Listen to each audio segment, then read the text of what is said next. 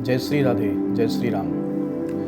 हम लोग आज जिस विषय पर चर्चा करने जा रहे हैं वह विषय है संध्या वंदन, जिसे संध्योपासन भी कहा जाता है और संध्योपचार भी कहा जाता है। यह विषय अत्यंत ही महत्वपूर्ण और गूढ़ विषय है और इसके बारे में आजकल वर्तमान युग में जानकारी काफ़ी कम है और इसका अभ्यास भी काफ़ी कम लोगों द्वारा किया जाता है।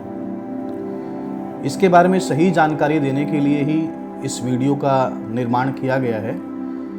तो सबसे पहले हम लोग गणेश जी का ध्यान करें, गणेश जी की वंदना करें। विघ्न ध्वांत निवारणैकतरणीर विघ्नाटवी हव्यवाट विघ्न व्यालकुलाभिमान गरुडो विघ्नेव पंचाननः विघ्नो तुंगगिरि प्रभेदन पवीर विघ्नाम्बुधेर्वाडवः विघ्नाघौ गगन प्रचंड पवनो विघ्नेश्वरः पातु नः ध्याये ध्यायामि नमस्करोमि। देखिए, यह जो विषय है संध्योपासन का, इसको मैं 3 भाग में बतलाना चाहूँगा। पहला भाग है प्रश्नोत्तरी। संध्योपासन से संबंधित कुछ विशेष प्रश्न हैं, सामान्य प्रश्न हैं जो सभी के मन में उठते हैं। उन प्रश्नों को सबसे पहले आपके सामने रखना चाहूँगा और संक्षेप में, अति संक्षेप में उसका उत्तर आप लोगों को देना चाहूँगा। दूसरे क्रम में, दूसरे भाग में मैं आप लोगों को संध्योपासन जो कर्म है उसमें जो मंत्र हैं उन्हें संस्कृत में पढ़ना सिखलाऊंगा कि संस्कृत में किस तरह से उन मंत्रों को पढ़ना चाहिए। और तीसरे भाग में मैं आपको प्रैक्टिकल रूप में यह बतलाऊंगा कि संध्योपासन कर्म कैसे करना चाहिए। इन तीनों भागों को अगर हम लोग मिला देंगे तो यह एक पूरा वीडियो आप लोगों को पूरी जानकारी देने में समर्थ होगा, ऐसा मेरा विश्वास है। अब हम समय न गंवाते हुए प्रश्नोत्तरी शुरू करते हैं। मेरे सामने में प्रश्न है, मैं आप लोगों को उत्तर देता रहूंगा। पहला प्रश्न है, बिल्कुल संक्षेप में बताएं कि संध्या वंदन कर्म क्या है। देखिए, सूर्य स्वरूप जो परब्रह्म परमात्मा है उनका वंदन, अभिनंदन ही संध्योपासन कर्म है। यह संक्षेप में मैंने आपको बतला दिया। मूल में जाएं तो यह नित्य कर्म है, इसे नित्य करना पड़ता है। यह प्रायश्चित कर्म भी है। अगर आप इसकी वैज्ञानिकता में जाते हैं तो अपने जीवन में, हम सभी के मनुष्य के जीवन में दिनचर्या एक अत्यंत ही महत्वपूर्ण अंग है। अगर हमारी रूटीन, अगर हमारी दिनचर्या व्यवस्थित है, संतुलित है, तो हम जो कुछ भी प्राप्त करना चाहते हैं, हम जैसी भी उन्नति, पारमार्थिक उन्नति या सांसारिक उन्नति या भौतिक उन्नति जिसे कहते हैं, वह करना चाहते हैं तो उसमें हमें काफ़ी सहायता मिलती है। इसमें 2 सबसे प्रमुख बिंदु होते हैं। एक बिंदु है समय से सोना और दूसरा बिंदु है समय से जागना। संध्योपासन कर्म चूंकि नित्य कर्म है और यह पहले ब्रह्मचर्य आश्रम के अंदर में काफ़ी लंबे समय तक, ब्रह्मचारी 25 वर्ष तक ब्रह्मचर्य व्रत का पालन किया जाता था। उस समय तक गुरुकुल के अंदर में रहकर और ब्रह्मचारी संध्योपासन कर्म करता था, जिससे उसके जीवन का यह दैनिक अंग बन जाता था कि वह प्रातःकाल काफ़ी पहले, सूर्योदय के काफ़ी पहले ब्रह्म मुहूर्त के अंदर में, जिसे हम ब्रह्म मुहूर्त बोलते हैं, उसमें उसे जगने का अभ्यास हो जाता था। रात को वह समय से सोता था। इस कारण से पूरे दिन भर में उसके पास में और समय की प्रचुरता रहती थी और जीवन में प्रकृति के हिसाब से हम जैसा हमें जीना चाहिए, प्रकृति के अनुसार जैसे में जीना चाहिए, वह जीवन वो सभी जीते थे। यह एक अत्यंत ही प्रमुख अंग रहता था, क्योंकि संध्योपासन कर्म जो है, इसको जब आसमान में तारे रहते हैं तब करना श्रेष्ठ माना गया है, तब करना श्रेष्ठ माना गया है। तो दिनचर्या को सुव्यवस्थित बनाने का पहला कदम संध्योपासन कर्म है, ऐसा मैं कहना चाहूँगा आपको वैज्ञानिकता के हिसाब से। अगर हम आध्यात्मिक तरीके से देखें या अपने एक बार मानवता के पक्ष से ही देखते हैं, हम अपने जीवन में उन सभी व्यक्तियों के प्रति, उन सभी वस्तुओं के प्रति भी कृतज्ञ रहते हैं जो हमें अपना जीवन जीने में सहूलियत देते हैं। जिस भी व्यक्ति की हमारे जीवन के अंदर में, और मान लेते हैं प्रमुख रोल रहता है, जिसके सपोर्ट से, जिसके सहयोग से हमारा जीवन और व्यवस्थित तरीके से चलता है, हम जीवन भर उसका उपकार मानते हैं। ऐसा हम सभी मनुष्यों के अंदर में ऐसी प्रवृत्ति पाई जाती है। आपको मैं संक्षेप में बतला दूं कि अगर यह धरती मैया नहीं होगी, अगर यह धरती माता नहीं होगी तो हमारे जीवन का आधार नहीं है। और यह धरती माता तभी रहेगी जब भगवान श्री सूर्य नारायण रहेंगे। भगवान श्री सूर्य नारायण हमारे सोलर सिस्टम के अंदर में ग्रेविटी जिसके चलते सब एक व्यवस्थित दूरी पर है, एक दूसरे के साथ मिलजुल कर चल रहे हैं, और धरती माता के ऊपर में भी जो टेम्परेचर है, जो तापमान है, वह भी सूर्य से निश्चित दूरी के कारण से ही है। तो सूर्य भगवान के चलते ही इस पृथ्वी की स्थिति हम लोग हैं, ऐसा मानते हैं। और इस कारण से हम सभी मनुष्य, हम जितने भी जीव हैं, उन सब पर भगवान श्री सूर्य नारायण का अत्यंत ही हम लोगों के ऊपर में उपकार है, और इस उपकार की कृतज्ञता ज्ञापन करने की और जो विधि है उसे ही संध्योपासन कहा जाता है, ऐसा भी मान लीजिए। कई जन कहते हैं कि भगवान सूर्य नारायण तो एक आग के गोले हैं जिसमें हाइड्रोजन और हीलियम गैसें वगैरह पाई जाती हैं। मैं इस विषय में आपको सिर्फ यही कहना चाहूँगा, आप विचार कर कर देखिए, हम लोगों का जो जीवन है, मैं एक बार 5 मिनट आपको इसमें बता देना चाहता हूँ। हमारी उत्पत्ति कहाँ से होती है?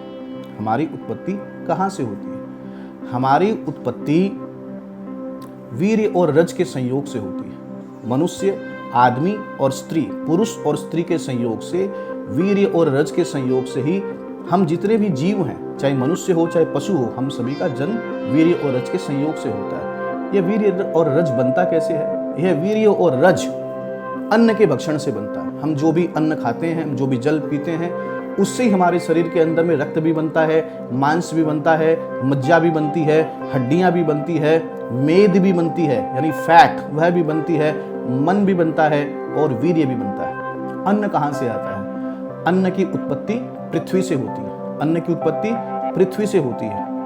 तो उस अन्न के कारण ही शरीर में वीर्य का निर्माण होता है, और उसी वीर्य के स्पर्म में हम रहते हैं, हम सभी। यानी हम सभी की स्थिति अन्न में है, हम सभी की स्थिति अन्न में है, और अन्न की स्थिति कहाँ है? पृथ्वी में है।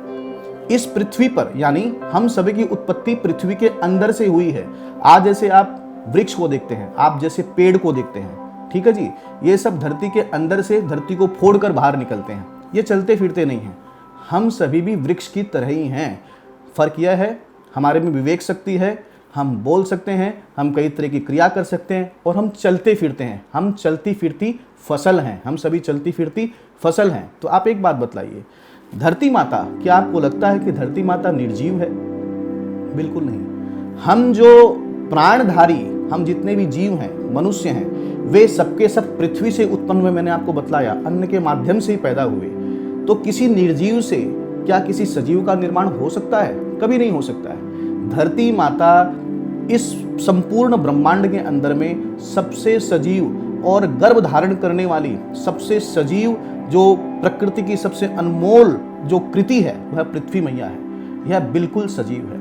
इस सजीव से ही हम सभी सजीव पैदा होते हैं, सजीव से ही सजीव पैदा होते हैं। तो पृथ्वी माता अगर सजीव है, तो पृथ्वी माता को प्राण देने वाले भगवान श्री सूर्य नारायण, जिनकी स्थिति से पृथ्वी की स्थिति है, क्या आप ऐसा मानेंगे कि भगवान श्री सूर्य नारायण सिर्फ आग का गोला है? जी नहीं, श्री सूर्य नारायण आग का गोला नहीं है। आप अपने पिता की देह में, पांच भौतिक देह जैसे दूसरे की होती है, वैसी आपकी पिता की देह है, लेकिन आप उनमें अपने पिता का भाव करते हैं, उनका आदर करते हैं, उनका सम्मान करते हैं, आप जानते हैं कि वह आपके पिता हैं। ठीक उसी तरह वह उनकी देह है, वह एक स्थूल शरीर, स्थूल उनका आकार है, स्वरूप है, लेकिन आपको ये निश्चित मानना पड़ेगा कि वो भगवान हैं। वे सभी और उन सभी का अपना और वजूद और स्थिति सब कुछ है, और उनके ही और वंदन के लिए, उनके प्रति कृतज्ञता ज्ञापन करने के लिए हम यह संध्या वंदन का कार्य करते हैं। यह मैंने आपको संक्षेप में बतला दिया। तो मैं आपको यह कह रहा था कि क्या संध्या वंदन कर्म प्रतिदिन करना आवश्यक है? जी हाँ, संध्या वंदन कर्म प्रतिदिन करना आवश्यक है।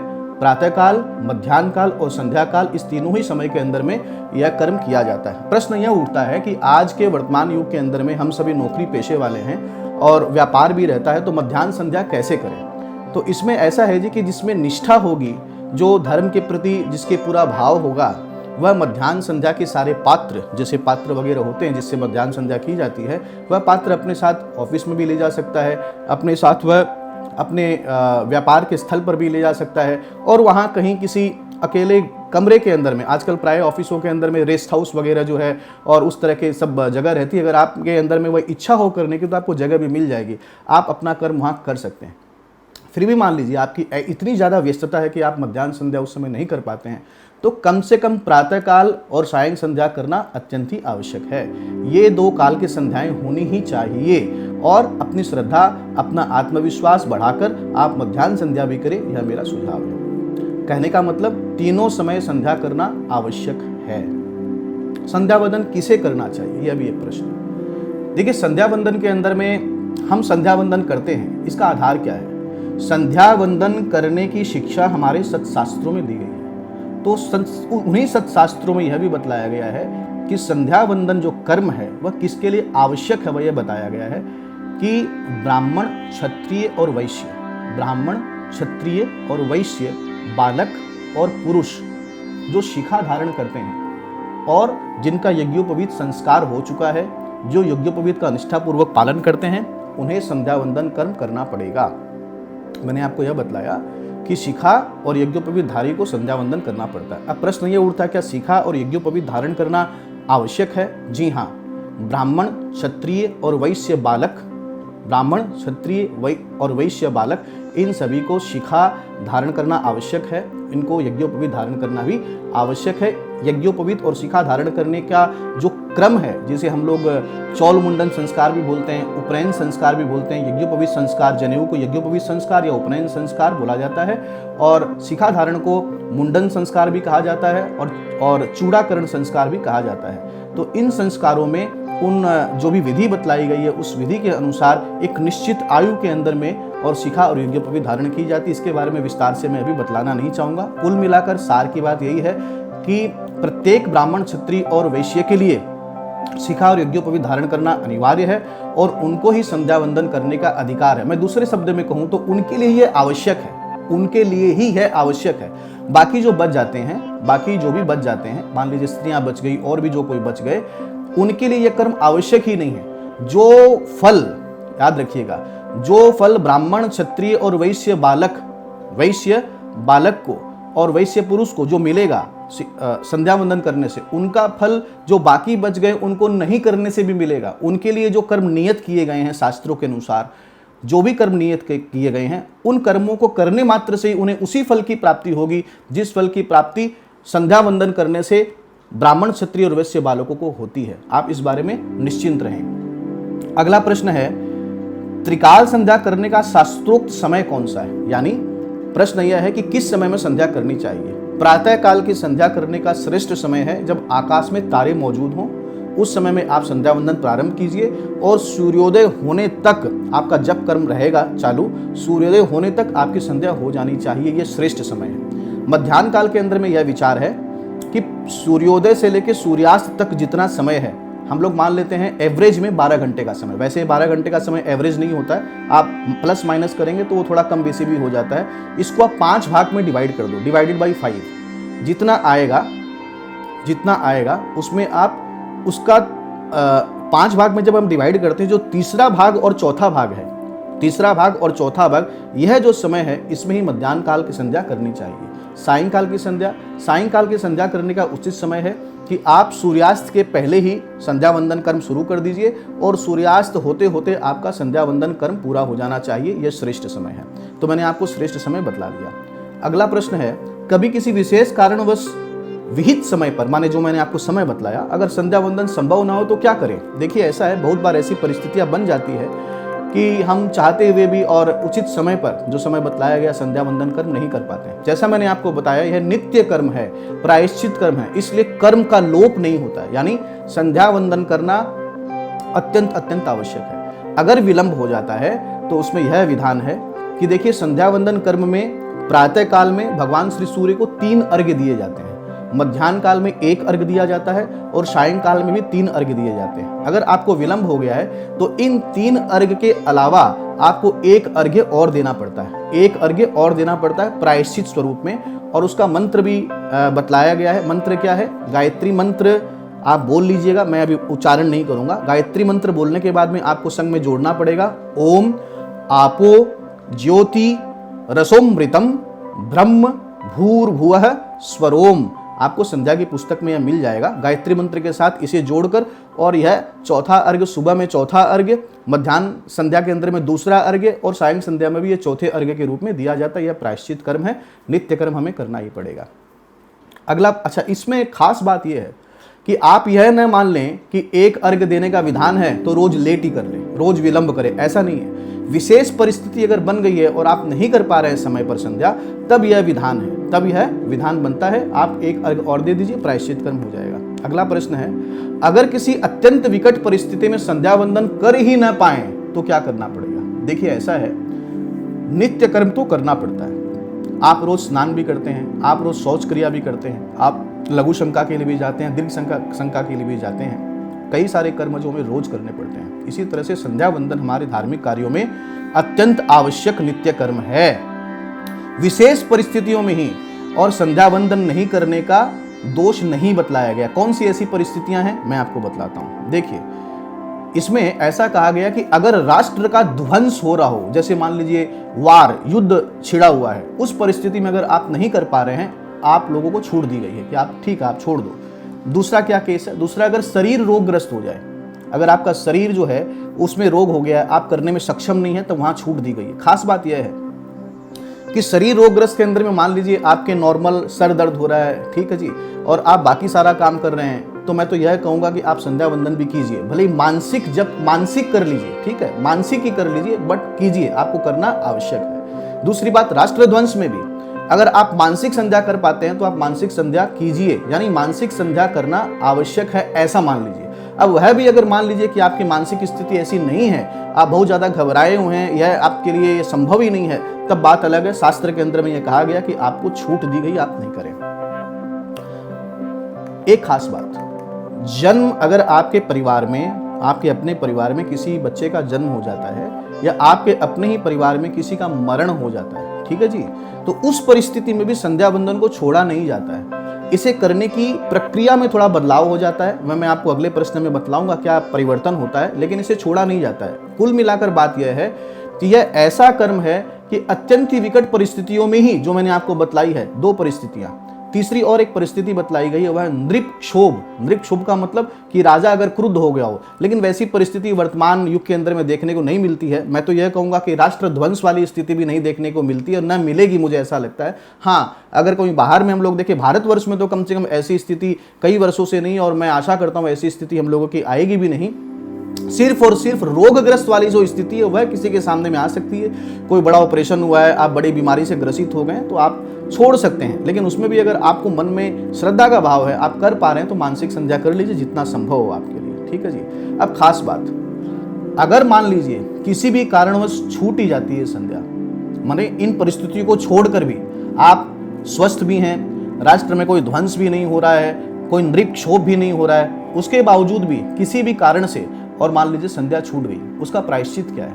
उसका प्रायश्चित ऐसा है कि आपको अगर एक दिन संध्या छूट गई मान लीजिए, आपको दूसरे दिन पूरे दिन और रात उपवास करना पड़ेगा, पहली बात।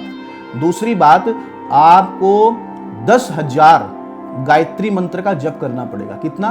10,000 गायत्री मंत्र का जप करना पड़ेगा। इसमें भी खास बात यह है कि अगर लगातार 7 दिन और 7 रात, यानी लगातार 7 रात के लिए आपकी अगर संध्या वंदन छूट जाती है, या मान लीजिए आप उन्माद से ग्रसित हो जाते हैं, मेंटल डिस्टर्बेंस हो जाता है, उसके कारण छूट जाती है, तब शास्त्र में यह कहा गया कि आपका उपनयन संस्कार, यज्ञोपवीत संस्कार वापस करना पड़ेगा। यज्ञोपवीत संस्कार वापस करना पड़ेगा, यह वचन भी मिलते हैं। इसका मतलब क्या सिद्ध हुआ? प्रायश्चित कड़ा है। 10,000 गायत्री मंत्र का जप करने में आपको कम से कम, अगर अभ्यास किया हुआ है, तो 10 से 12 घंटा आपको लगेंगे। आप पूरे दिन अभ्यास करके रखिए। इसलिए मैं ये कहना चाहता हूँ कि हम लोगों को यही विधान रखना चाहिए कि हमसे गायत्री संध्या वंदन कर्म बिल्कुल ना छूटे, लेट हो जाए, लेकिन जैसे मैंने आपको बताया, प्रायश्चित वाला एक अर्घ दीजिए और संध्या वंदन कीजिए। अगला प्रश्न जो मेरे सामने आया है वह यह है कि जन्म मरण होने पर, अगर घर में किसी का जन्म हो गया हो या घर में मान लीजिए किसी की मृत्यु हो गई हो, तो संध्या वंदन के क्या नियम है? तो मैं आपको नियम बतला देता हूँ, आप इसे नोट कर लीजिए। पहला नियम यह है कि संध्या की जब आप पुस्तक देखेंगे तो आप देखोगे कि संध्या जहाँ से प्रारंभ हो रही है वहाँ से प्रारंभ कर और अर्घ्य तक, भगवान सूर्य को जो अर्घ्य दिया जाता है वहाँ तक जो कर्म बतलाए गए हैं वो सारे कर्म हम लोगों को करने हैं, ठीक है। उसके बाद के कर्म हम लोगों को नहीं करने हैं। अर्घ्य देने के बाद में कम से कम 10 बार गायत्री मंत्र का जप करना है। अर्घ्य देने के बाद में कम से कम 10 बार गायत्री मंत्र का जप करना है और उसके आगे का कोई कर्म करना नहीं है। विशेष करके जैसे मान लीजिए अर्घ्य के बाद में उपस्थान होता है, ठीक है जी। उपस्थान हम लोग नहीं करेंगे, जैसे मैंने आपको बतलाया। उसके बाद हम लोग जल और कुशा का उपयोग नहीं करेंगे। संध्या वंदन में जल का उपयोग होता है, लेकिन अगर यह अशौच हो जाता है जन्म और मरण का, तो हम लोग कुशा का त्याग कर देंगे। ठीक है जी, कुशा का त्याग कर देंगे। कुशा का मैं आपको बतलाऊंगा। कुशा का त्याग करेंगे, बिना जल के संध्या करेंगे और सिर्फ अर्घ्य तक की ही जो विधि है वह वहां तक करेंगे और 10 कम से कम गायत्री मंत्र कर लेंगे। ज़्यादा करना चाहे तो ज़्यादा भी कर सकते हैं। श्रेष्ठ यह रहेगा कि आप करमाला कीजिए, यानी अंगुलियों पर जो है आप सीख लीजिएगा किसी ब्राह्मण देवता से। करमाला करने से ही श्रेष्ठ रहेगा, ऐसा मेरा विचार है। लेकिन इसमें जो जल की मनाही है, सूर्य भगवान को जो अर्घ दे रहे हैं, भगवान सूर्य को जो अर्घ दिया जा रहा है उसमें जल देना आवश्यक है। वहां जल से ही आपको अर्घ देना पड़ेगा। मार्जन जो हम करते हैं, आप जो विधि मैंने आपको बतलाई है प्रारंभ से लेकर अर्घ्य, उसके बीच में एक मार्जन भी आता है, उसमें भी जल का उपयोग होता है। उसमें भी आपको जल का उपयोग नहीं करना है। सिर्फ जल का उपयोग कहाँ करना है? जल का उपयोग हम लोगों को करना है सिर्फ सूर्य अर्घ देने में। आप मार्जन चाहें तो नहीं भी कर सकते हैं, मार्जन चाहें तो नहीं भी कर सकते हैं। साथ खास बात यह है कि प्राणायाम और मार्जन के मंत्रों का उच्चारण नहीं करना है। प्राणायाम और मार्जन के मंत्रों का उच्चारण नहीं करना है, बाकी आप उच्चारण कर सकते हैं। और आप सारी की सारी संध्या मानसी की कर लें तो भी दिक्कत नहीं है, तो भी समस्या मुझे नहीं लगती है। यह जरूर कहा गया कि प्राणायाम, कम से कम प्राणायाम में और मार्जन करते समय में मंत्र का उच्चारण नहीं करना चाहिए। इस तरह की विधि अपनाकर और अशौच अवस्था में भी हमें संध्या वंदन कर्म करना ही पड़ेगा। अगला प्रश्न है, संध्या वंदन न करने से क्या हानि है? देखिए, ऐसा है कि संध्याहीन द्विज, द्विज मतलब ब्राह्मण क्षत्रिय वैश्य जो शिखा यज्ञ पवित्र धारण करके रखे हैं, जो संध्याहीन हैं वे सब अपवित्र हैं, वे सब अपवित्र हैं। और इस कारण से, अपवित्र होने से किसी भी पुण्य कर्म करने का अधिकार वे नहीं रखते। अगर वे करते भी हैं किसी पुण्य कर्म को, मान लीजिए कोई दान है, यज्ञ है, कोई श्रौत स्मार्त कर्म है, उसका जो विहित फल शास्त्रों में कहा गया है वह फल नहीं मिलेगा। यानी संध्या वंदन अत्यंत अत्यंत आवश्यक कर्म है। आपको अगर फल प्राप्ति चाहिए किसी भी स्रोत और स्मार्त कर्म की, तो आपको संध्या वंदन कर्म करना ही पड़ेगा। अगला प्रश्न है मेरे सामने में कि क्या बिना स्नान किए संध्या वंदन किया जा सकता है? बिल्कुल नहीं। स्नान आपको प्रतिदिन करना पड़ेगा, स्नान आपको प्रतिदिन करना पड़ेगा और संध्या वंदन उसके बाद करनी पड़ेगी। हाँ, अगर शारीरिक अस्वस्थता हो गई है, अगर आप बीमार हैं और आपको स्नान करना मना है डॉक्टर के द्वारा, उस क्षेत्र में, उस परिस्थिति में आप बिना स्नान किए, हाँ अगर संभव हो तो आप अपने हाथ पैर को जो है और जल से पोंछ लें, अपने कपड़े वस्त्र बदल लें, उसके बाद संध्या वंदन करें। अगर वह भी परिस्थिति नहीं है तब आप भगवान का स्मरण कीजिए। भगवान के स्मरण मात्र से, हम लोगों के कहा भी गया है कि अपवित्रः पवित्रो वा सर्वावस्थान गतोऽपि वा यः स्मरेत् पुंडरीकाक्षं सबाह्याभ्यन्तरः शुचि। भगवान विष्णु का ध्यान करने मात्र से, स्मरण करने मात्र से इन सब परिस्थितियों में व्यक्ति पवित्र हो जाता है। भगवान आपकी पूजा स्वीकार करेंगे, ऐसा मेरा मानना है। अगला प्रश्न है कि संध्या के समय किस वस्तु से बने आसन का हम उपयोग करें? जमीन पर बैठकर ही आसन बिछाकर, जमीन पर बैठकर आसन बिछाकर ही संध्या वंदन करने का और विधान बतलाया गया है। आसन हम किसका लें? हम या तो कुशा का आसन ले सकते हैं, श्रेष्ठ मैं बतला रहा हूँ, कुशा का आसन श्रेष्ठ है। कंबल का आसन आप ले सकते हैं, कंबल आप यूज कर सकते हैं। या उसके बाद में रेशम का कोई भी वस्त्र, जो रेशमी वस्त्र, आप उसका उपयोग आसन के लिए कर सकते हैं, यह श्रेष्ठ रहेगा। मुझसे अगला प्रश्न किया गया है, क्या पूजा के आसन पर बैठकर भोजन किया जा सकता है? नहीं नहीं, नहीं किया जा सकता। आपके पूजा का आसन सिर्फ और सिर्फ आपके लिए है। आपके पूजा का आसन और कोई उपयोग नहीं कर सकता है। और आप स्वयं भी पूजन कर्म छोड़कर किसी दूसरे काम के लिए, जैसे भोजन वगैरह के लिए, उस आसन का उपयोग नहीं कर सकते। वह आसन अत्यंत पवित्र है। वह आपके पूजन कर्म के अंदर में भगवान को ही और समर्पित की हुई वस्तु आप उसे मान लीजिए। आसन आपके लिए सिद्धिदाता है। क्या है? सिद्धिदाता। तो आसन को आप प्रणाम कीजिएगा। आसन अत्यंत ही पवित्र और प्रणम्य है और पूजन कर्म के अंदर में हम सिर्फ उसका उपयोग करेंगे।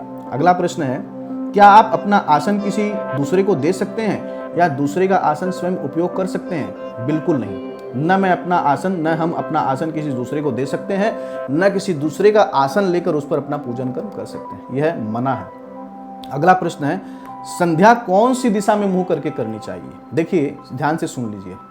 संध्या कर्म, प्रातः काल की जो संध्या है, उसे पूर्व दिशा में ही मुंह करके करना उचित है।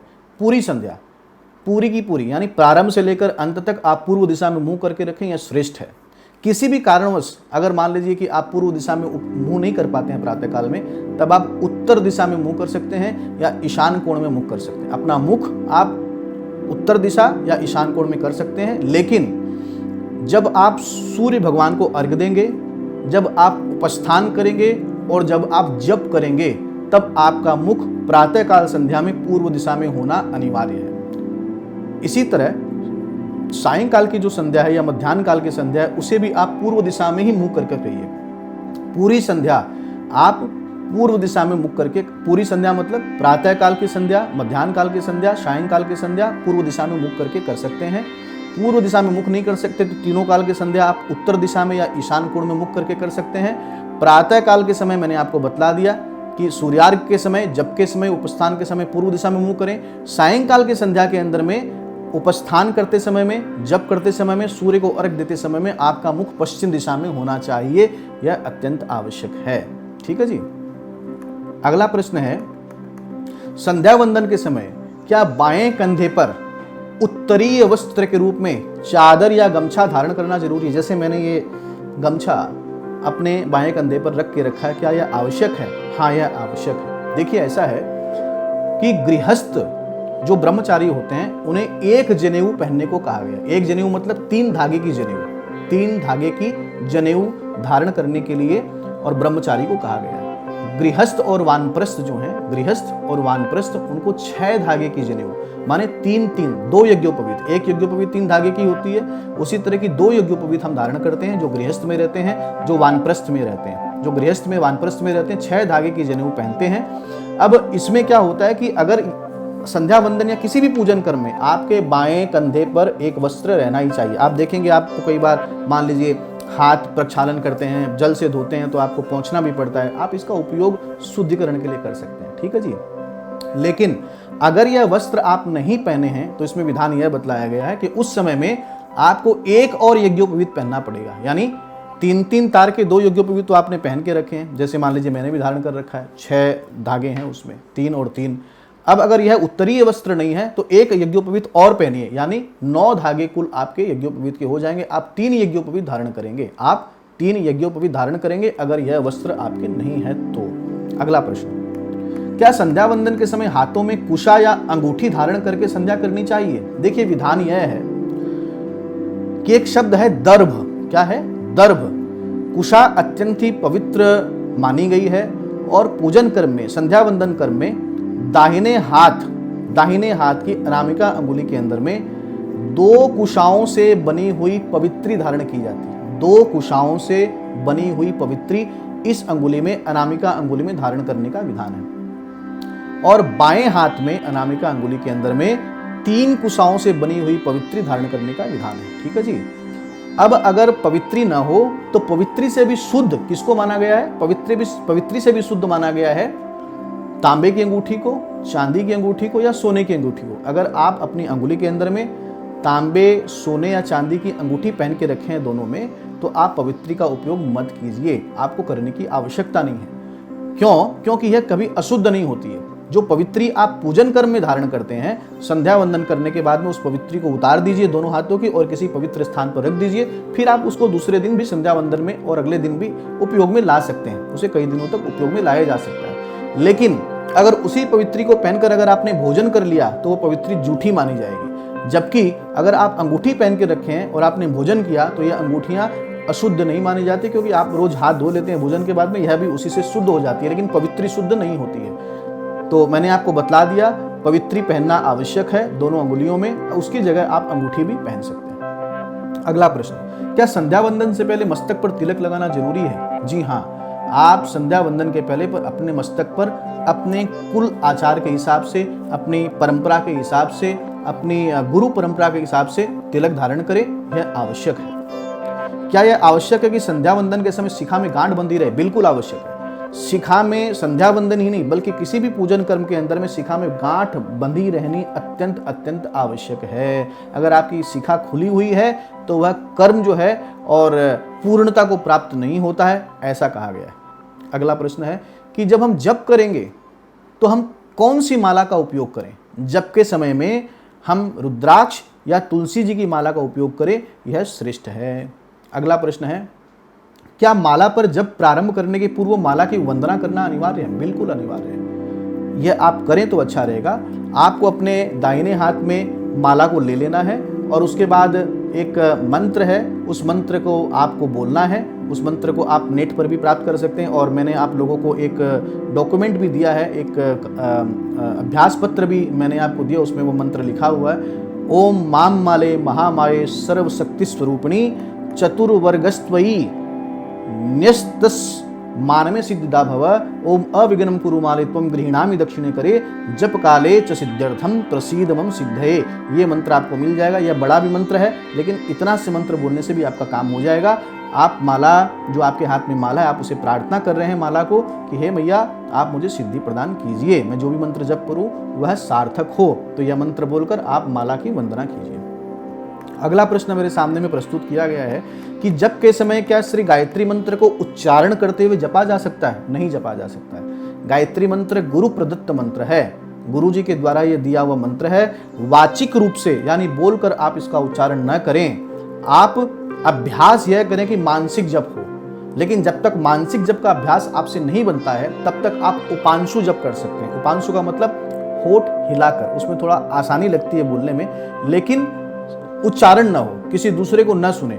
आप होठ का उपयोग कर सकते हैं। होठ का उपयोग कर मंत्र को उच्चारण करने का प्रयास करें, उसे उपांशु जप कहा जाता है। जब अभ्यास बन जाए तब मानसिक जप करें, यही श्रेष्ठ है। वाचिक जप बोलकर जप नहीं होता है। अगला प्रश्न, भगवान श्री सूर्य नारायण की कितनी प्रदक्षिणा करें? ऐसा है कि जो प्रत्यक्ष भगवान श्री सूर्य हैं उनकी एक बार प्रदक्षिणा करने से भी आपके चल जाएगा। एक बार भी आप प्रदक्षिणा करें तो चल जाएगा। तुलसी मैया की प्रदक्षिणा हम लोग 4 बार करते हैं। आप 4 बार प्रदक्षिणा करना चाहें तो आप 4 बार भी प्रदक्षिणा कर सकते हैं। संध्या वंदन के बाद में एक बार भी आप करना चाहें तो एक बार भी कर सकते हैं। अगला प्रश्न है, संध्या या अन्य जप पूजन वगैरह वैसे एक बार ही करें तो चल आपका ठीक रहेगा, क्योंकि हमारे यहाँ विधान भी यही है कि प्रत्यक्ष सूर्य की एक बार ही और हम लोग प्रदक्षिणा करें। अगला प्रश्न है, संध्या या अन्य जप पूजन वगैरह समाप्त होने के बाद क्या कोई विशेष नियम है जिसका पालन करना चाहिए? देखिए, आप जिस आसन पर बैठकर पूजन कर्म करते हैं, जप कर्म करते हैं, जब जप कर्म पूर्ण हो जाए, पूजन कर्म पूर्ण हो जाए तो आप हठात उठ मत जाइए।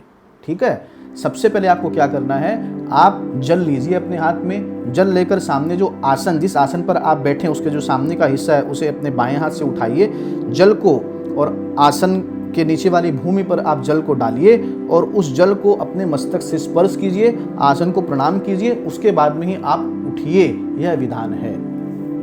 अगला प्रश्न है, संध्या वंदन के पश्चात अर्घ्य और विनियोग आदि के जल को कहाँ छोड़ें? जैसे आप संध्या वंदन करते हैं तो जल बच जाता है। ठीक है जी, जल बच जाता है, उसका क्या उपयोग करें? आप उस जल का और कोई उपयोग आप न करें। आप उस जल को पिए नहीं और किसी पूजन कर्म में उपयोग में न लाएं। आप किसी पेड़ की जड़ में या तो उस जल को छोड़ दें या किसी पवित्र स्थान में आप जल को छोड़ दें, जिससे कि पाँव किसी का जल पर न पड़े। घर में अगर कोई पौधा है, तुलसी पौधे के अंदर में नहीं, और दूसरे जैसे पौधे हैं आपके घर के अंदर में, उन पौधों के अंदर में भी आप उस जल को छोड़ सकते हैं, क्योंकि वह पवित्र स्थान ही माना गया है। अगला प्रश्न देखिए, मैं जो संध्या वंदन कर्म आपको आगे बतलाऊंगा उसमें कई सी क्रियाओं को मैंने नहीं किया है। ठीक है, तो आप लोगों को ऐसा लग सकता है कि क्या संध्या वंदन कर्म अधूरा बतलाया गया है, क्योंकि बहुत से जो विप्रजन हैं, द्विजजन हैं, वह संध्या वंदन करते समय में और भी बहुत सी क्रियाओं को करते हैं, परंतु संध्या वंदन जो नित्य कर्म है उसमें उन क्रियाओं को करना अनिवार्य नहीं बतलाया गया है। इस कारण से मैंने आप लोगों के लिए जो मूल संध्या है, मूल संध्या का ही विधान बतलाया है, जिससे कि आप कम से कम संध्या का प्रारंभिक अभ्यास तो करें। जब आपको यह अभ्यास हो जाएगा कि आप मूल संध्या करने लगे हैं, आपकी पूरी निष्ठा और रुचि जागृत हो गई है, उस समय में आपके मन में जब यह भाव आता है कि नहीं अब हमें और विस्तार करना चाहिए, तब आप उन कर्मों को भी कर सकते हैं। जैसे संध्या वंदन के समय में ब्रह्म शाप विमोचन मंत्र, वशिष्ठ शाप विमोचन मंत्र, विश्वामित्र शाप विमोचन मंत्र और शुक्र ऋषि शाप विमोचन मंत्र, ये विमोचन, शाप विमोचन का भी मंत्र पाठ किया जाता है। ठीक है जी, उसी तरह शाप विमोचन के बाद में श्री गायत्री हृदय का पाठ भी किया जाता है। ठीक है, जबकि पूर्व जब प्रारंभ करते हैं उसके पहले 24 हस्त मुद्राएं बतलाई जाती है, हाथ से 24 तरह की मुद्राएं बतलाई जाती है, सुमुखम, संपुटम वगैरह 24 मुद्रा। जब खत्म होने के बाद में 8 मुद्रा, हाथ से 8 मुद्रा ईश्वर को प्रदर्शित की जाती है। जब होने के बाद में श्री गायत्री कवच का भी पाठ होता है, श्री गायत्री कवच का भी पाठ जब के बाद में होता है। और प्रातः काल की संध्या के अंदर में श्री गायत्री तर्पण का भी विधान है, गायत्री तर्पण भी कई जन करते हैं। लेकिन जो मैंने नाम आप लोगों को अभी बताए, जो क्रियाएं आपको लोगों को बतलाई है, नित्य संध्या में, नित्य संध्या वंदन कर्म के अंदर में इन क्रियाओं को करना अनिवार्य नहीं है। इसलिए प्रारंभिक चूंकि आप संध्या वंदन करना शुरू कर रहे हैं, समय का भी अभाव रहता है, इसलिए मूल संध्या जो मैंने बतलाई अगर आप वह भी करते हैं तो वह संध्या पूर्ण मानी जाएगी, अधूरी नहीं मानी जाएगी। हाँ, आपका जैसे जैसे श्रद्धा विश्वास बढ़े आप इन सभी कर्मों को कर लीजिए। अगला प्रश्न है कि संध्या वंदन से संबंधित और भी कोई विशेष बात है क्या जो मैं आपको बतलाना चाहता हूं? तो देखिए, मैं 3 बातें आपको बतलाना चाहता हूं। पहली बात, संध्या वंदन की जो आप पुस्तक देखेंगे तो संध्या वंदन में शुरू में एक संकल्प किया जाता है। क्या किया जाता है? संकल्प। संकल्प क्या हुआ? एग्रीमेंट हुआ। आप मान लीजिए कोई बड़ा काम करते हैं, आप कोई घर ही भाड़ा पर लेते हैं, या आप किसी बड़ी कंपनी का या फर्म का मान लीजिए कोई सर्विसेज आप ले रहे हैं, तो एक एंगेजमेंट लेटर जो है वो साइन किया जाता है, एग्रीमेंट बनता है। तो यह एक एग्रीमेंट है। आप उसमें संकल्प में बोलते हैं कि आज इस विक्रम संवत में, इस स्थान पर, इस महीने में, इस पक्ष में, और इस तिथि में, इस वार में मैं संकल्प करता हूं कि मैं संध्या वंदन कर्म करूंगा, और यह संध्या वंदन कर्म परमेश्वर के ही प्रीत्यर्थ यानी परमेश्वर के खुशी के लिए ही मैं कर रहा हूं, उन्हीं को, उनकी प्रीति के लिए कर रहा हूं, उन्हें आनंद प्राप्त हो उनकी प्रीति के लिए कर रहा हूं, यह उन्हीं को समर्पित है, मेरे लिए नहीं है। यह संकल्प किया जाता है। तो संकल्प में आप देखोगे वहां लिखा हुआ है आपका नाम, अमुक नाम शर्मा हम, ऐसा लिखा हुआ। जैसे मेरा नाम सज्जन कुमार है, मैं बोलूंगा सज्जन कुमार, मेरा नाम है सज्जन कुमार शर्मा, ये मेरा पूरा नाम है। शर्मा मेरी टाइटल है, उपनाम। तो मैं बोलूंगा सज्जन कुमार शर्मा हम, ये मेरा पूरा नाम हुआ। मैं ब्राह्मण हूं। अब मान लीजिए कोई क्षत्रिय इसे कर रहा है, ठीक है जी, तो क्षत्रिय को अपना नाम बोलना है। जैसे मान लीजिए मैं सज्जन कुमार सिंह होता, सज्जन कुमार सिंह, तो मैं कैसे बोलता? सज्जन कुमार वर्मा हम। मैं सिंह नहीं बोलता, सज्जन कुमार टाइटल की जगह मैं बोल दूंगा वर्मा हम। जो मेरी ब्राह्मण की कोई टाइटल, मान लीजिए ब्राह्मण की टाइटल बहुत सी होती है, सारस्वत है, ओझा है, ठीक है जी, कौशिक है, बहुत सारी टाइटल होती है। तो उस टाइटल के जगह पे हम बोलेंगे शर्मा हम। ब्राह्मण के क्षेत्र में बोलेंगे शर्मा हम, क्षत्रिय अगर होगा तो बोलेगा वर्मा हम, और वहीं अगर वैश्य है तो अपने नाम, मान लीजिए मैं हूं सज्जन कुमार अग्रवाल, तब मैं बोलूंगा सज्जन कुमार गुप्तो हम, सज्जन कुमार गुप्तो हम। यह संकल्प में अंतर रहता है, इसका विशेष ध्यान रखें। दूसरी बात कि प्रातः काल और मध्याह्न काल की जो संध्या है उसमें सूर्य अर्घ देते समय में, उपस्थान करते समय में, अंगन्यास करते समय में और जप करते समय में हम खड़े होकर जप करते हैं। खड़े होकर इन सारी क्रियाओं को प्रातः और मध्याह्न संध्या में किया जाता है। मैंने आपको बतला दिया है। सायंकाल की संध्या पूरी की पूरी बैठकर ही की जाती है। सायंकाल की संध्या पूरी की पूरी बैठकर ही की जाती है। प्रातः काल की संध्या में जब उपस्थान के बाद में मंत्र बोले जाते हैं, उस समय में आप भगवान श्री सूर्य नारायण के सामने अंजलि ऐसे बांधकर जो है और उनसे प्रार्थना करते हैं। मध्याह्न काल की संध्या में आपके जो दोनों हाथ है आप ऊपर की ओर उठा लेते हैं, और सायंकाल की संध्या जैसे मैंने आपको बतलाया आप पूरी की पूरी संध्या बैठ कर ही करते हैं। यह मैं जब आपको संध्या वंदन करूंगा तब मैं आपको बतला दूंगा। तीसरी बात खास कि जो जप की माला है, जप हम जो कर रहे हैं उसकी जो माला है उसका उपयोग हम सिर्फ जप करने के लिए ही करें, यह अत्यंत आवश्यक है। कई जन क्या होते हैं कि उस माला का उपयोग वो गले में माला को पहन लेते हैं, ठीक है, गले में माला को पहन लेते हैं या किसी दूसरे को जप के लिए दे देते हैं। ऐसा हम बिल्कुल भी न करें। जप की माला का उपयोग सिर्फ और सिर्फ अपने लिए और जप करने के लिए करें, ये आप इसका ध्यान रखें, यह अत्यंत अत्यंत आवश्यक है। मैं समझता हूं कि मैंने प्रायः जो प्रश्न रहते हैं संध्या वंदन से संबंधित उन सभी प्रश्नों को आपके सामने रखा, उन सभी के उत्तर को मैंने आपके सामने रखा।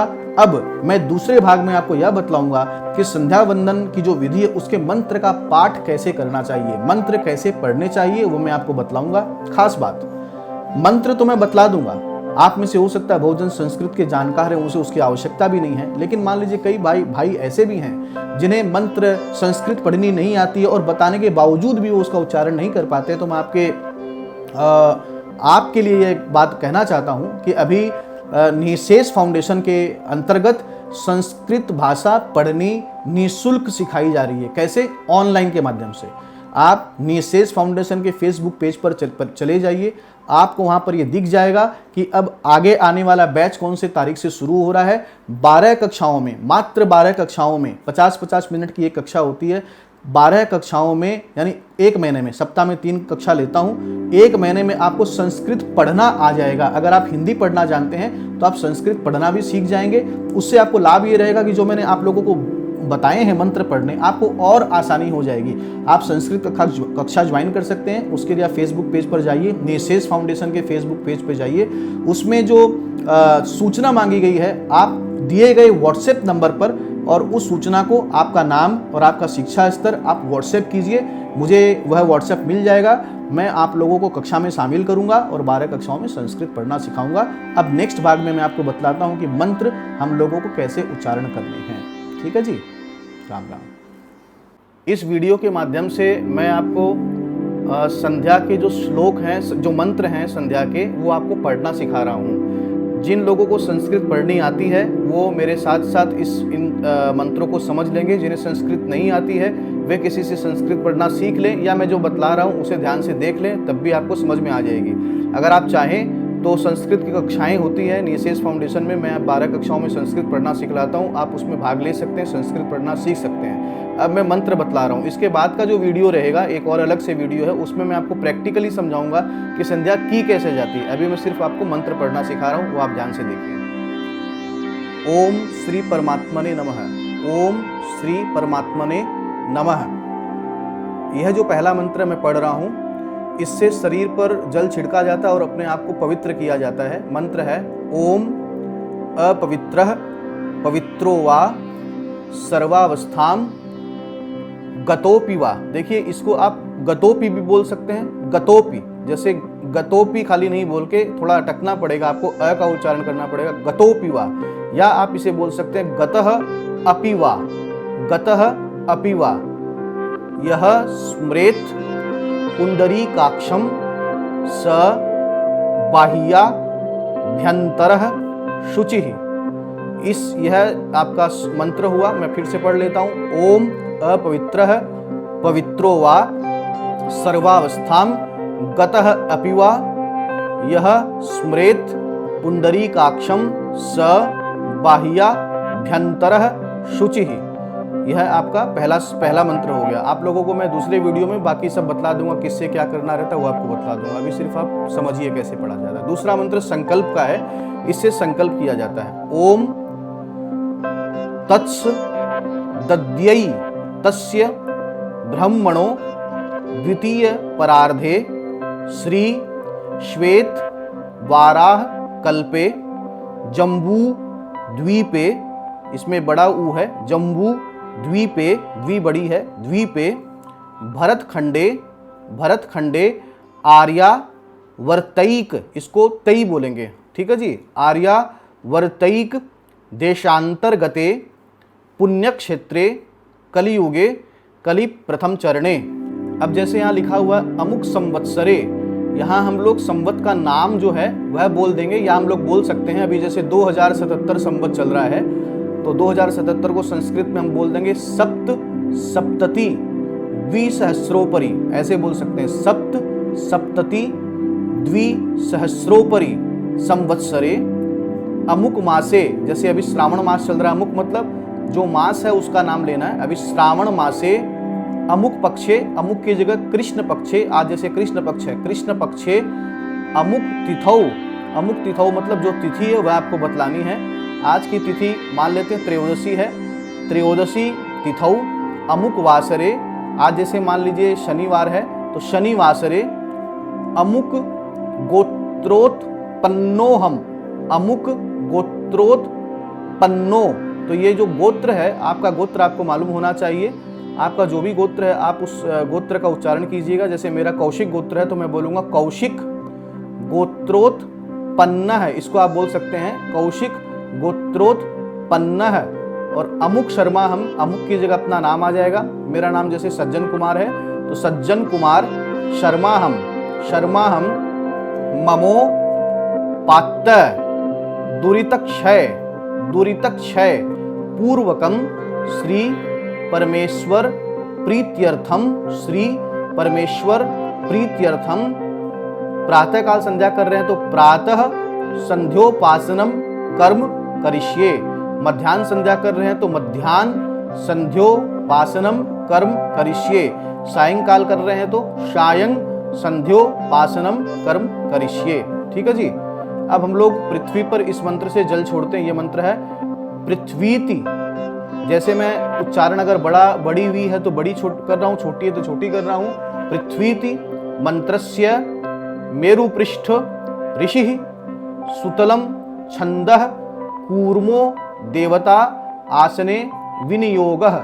इससे हम विनियोग मैं आपको बतला दूंगा कैसे होता है। मंत्र मैंने उच्चारण किया, विनियोग है। इससे हम लोग जल छोड़ देते हैं दूसरे पात्र में, इसे विनियोग बोलते हैं। एक पात्र से दूसरे पात्र में जल छोड़ने की क्रिया को विनियोग कहा जाता है, और जल को अपने मुख में ले लेने की क्रिया को आचमन कहा जाता है। तो ये अपने आसन शुद्धि कर रहे हैं। तो ये पहले हम लोगों ने पृथ्वी पर जल छोड़ दिया। अब यह जो दूसरा मंत्र है, इससे हम लोग आसन पर जल छिड़केंगे, बैठे बैठे, जिस आसन पर बैठे उस पर ही। ओम पृथ्वी पया धृता लोका देवी त्वं विष्णुना धृता त्वं च धारय माम देवी पवित्रम कुरु चासनम। ठीक है जी। ये अपने आसन पर जल छिड़क दिए। अब हम लोग क्या करेंगे, अब इसके बाद में हम लोग इसमें जो लिखा हुआ वो क्रिया कर लीजिएगा। वो मैं आपको जब पुस्तक जो है वो दे दूंगा, आप पढ़ लीजिएगा उससे क्या की जाती है। चोटी बांध लेते हैं। चोटी बांधने के बाद में फिर हम लोग अब आचमन करेंगे। पहले विनियोग करेंगे, फिर आचमन करेंगे। विनियोग का मंत्र इस प्रकार है, ऋतम चेति, ये देखिए इसको क्या बोलेंगे, त्रैर्चस्य माधु छंदस, इसको क्या बोलेंगे, माधु छंदसः अघमर्षण। यह जो है इसको अवग्रह चिन्ह बोलते हैं, तो इसका अ उच्चारण करते हैं तो ये हो गया अघमर्षण। और अवग्रह के पहले सो है, इसको सह बोल देते हैं, तो माधु छंदसः अघमर्षण। ऋषि रनुष्टुप छंदो भाववृत्तम दैवत मपा मुपस्पर्शने विनियोगः। एक पात्र से दूसरे पात्र में जल छोड़ देंगे। अब हम आचमन करेंगे। आचमन क्या होता है, जल लेते हैं, मंत्र बोलते हैं, उसके बाद जल को अपने मुख के अंदर में हम लोग डाल लेते हैं, उसे आचमन बोलते हैं। ओम ऋतम च सत्यम चा भी धात तपसो, ये क्या है, इसको ऐसे भी बोल सकते हैं, धात तपसोध्यजायत, धात तपसोध्यजायत, और ऐसे भी बोल सकते हैं धात तपसः अध्यजायत, ऐसे भी बोल सकते हैं तपसः अध्यजायत। ततो रात्र्यजायत, ततः समुद्रो अर्णवः, समुद्रादर्ण वाधदि संवत्सरो अजायत। अहो रात्राणि विदधद विश्वस्य मिषतो वशी, सूर्या चंद्रमसौ धाता यथा पूर्वमकल्पयत्, दिवं च पृथ्वीं चांतरिक्ष मथो स्वः। देखिए इन सब की जो हिंदी है ये इसमें लिखी हुई नहीं, इसका क्या अर्थ है वो भी आपको समझना चाहिए। तो मैं आप लोगों को गीता प्रेस गोरखपुर के एक पुस्तक जो है वो बतला चुका हूँ, उस पुस्तक को आप खरीद लीजिएगा, मंगवा लीजिएगा, उसमें इसके हिंदी अर्थ भी पढ़ लीजिएगा। हिंदी अर्थ पढ़ना भी काफ़ी जरूरी रहता है। ऐसा करने के बाद में अब हम लोग गायत्री मंत्र पढ़ के हाथ में जल लेकर अपने चारों ओर छिड़क लेते हैं, मैं आपको दूसरी वीडियो में बतला दूंगा। और अब 4 मंत्र हैं, उन 4 मंत्र से हम लोग विनियोग जो है वो छोड़ते हैं। विनियोग के अंदर में जल छोड़ा जाता है 4 बार। अब मैं मंत्र पढ़ता हूँ। ओम कारस्य ब्रह्मा ऋषिर गायत्री, इसको हम लोग दोनों तरह से बोल सकते हैं। छंदोग्निर्देवता ऐसे भी बोल सकते हैं और ऐसे भी बोल सकते हैं। छंदः अग्निर्देवता शुक्लो वर्णः सर्व कर्मारंभे विनियोगः। ये पहला विनियोग हुआ, जल छोड़ दिए। दूसरा सप्तभ्यारिती नाम विश्वामित्र जमदग्नि भरद्वाज गौतमात्रि वशिष्ठ कश्यपा ऋषयो गायत्र्युष्णि गनुष्टुब बृहति पंक्ति त्रिष्टुब जगत्यश, ये देखिए जगत्यश छंदांस्यग्नि, छंदान बोलेंगे, छंदांस्यग्नि वायव्यादित्य बृहस्पति वरुणेन्द्र विश्वे देवा देवता अनादिष्ट प्रायश्चित्ते प्रायश्चित्ते प्राणायामे विनियोगः। एक विनियोग फिर छोड़ दिए। अगला, गायत्र्या विश्वामित्र ऋषिर गायत्री छंदः सविता देवताग्निर मुख मुपनयने प्राणायामे विनियोगः। अगला मंत्र, इससे विनियोग छोड़ दिए। फिर अगला, शीर्षः प्रजापति ऋषिर स्त्रीपदा गायत्री छंदो ब्रह्माग्निवायु सूर्या देवता यजुः प्राणायामे विनियोगः। ये 4 बार विनियोग छोड़ने के बाद में हम प्राणायाम करेंगे। प्राणायाम का मंत्र है ओम भूः ओम भुवः ओम स्वः ओम महः ओम जनः ओम तपः ओम सत्यम ओम। ये मंत्र वैसे बोला नहीं जाता है, गायत्री मंत्र का ये पोर्शन है, पार्ट है, लेकिन आपको बतलाने के लिए पढ़ दे रहा हूँ। ओम तत्सवितुर्वरेण्यम भर्गो देवस्य धीमहि धियो यो नः प्रचोदयात्। ओम आपो ज्योति रसः अमृतम। रसः अमृतम कोई पढ़ना चाहे तो ऐसे भी पढ़ सकता है, रसोमृतम ऐसे भी पढ़ सकता है। रसः अमृतम ब्रह्म भूर्भुवः स्वरोम। ऐसा है। इस पूरे मंत्र को एक बार आप पढ़ लीजिएगा। एक बार पढ़कर एक प्राणायाम, दूसरी बार पढ़कर दूसरा प्राणायाम, तीसरी बार पढ़कर तीसरा प्राणायाम। मैं आपको आगे बतला दूंगा कैसे किया जाता है। अब अगर आप प्रातः काल संध्या कर रहे हैं तब आप ये विनियोग पढ़ेंगे और इससे आचमन करेंगे। लेकिन आप मध्याह्न काल अगर कर रहे हैं तो इसकी जगह दूसरा मंत्र आ जाएगा, इस दोनों की जगह। और सायंकाल में भी ये दूसरा मंत्र आ जाएगा। प्रातः काल का मंत्र ऐसे है, सूर्य, इससे आप विनियोग करेंगे फिर आचमन करेंगे। सूर्यश्च मेति ब्रह्मा ऋषि प्रकृतिश्छंदः सूर्यो देवता अपा मुपस्पर्शने विनियोगः। विनियोग कर दिया। अब आप जल लेंगे, मंत्र पढ़ेंगे, मंत्र पढ़ने के बाद जल को मुख में डाल लेंगे, जूठा नहीं करेंगे पात्र को, उसे आचमन कहते हैं। मंत्र यह है ओम सूर्यश्च मा मन्युश्च मन्यु पतयश्च मन्यु कृतेभ्यः पापेभ्यो रक्षन्ताम् यद्रात्र्या पापमकार्षं मनसा वाचा हस्ताभ्यां पद्भ्या मुदरेण शिश्ना रात्रिस तद वलंपुतु यत किंच दुरितं मयि इदमहं माम मृतयोनौ सूर्ये ज्योतिषि जुहोमि स्वाहा। इससे हम आचमन कर लेंगे। मध्याह्न संध्या में विनियोग करेंगे।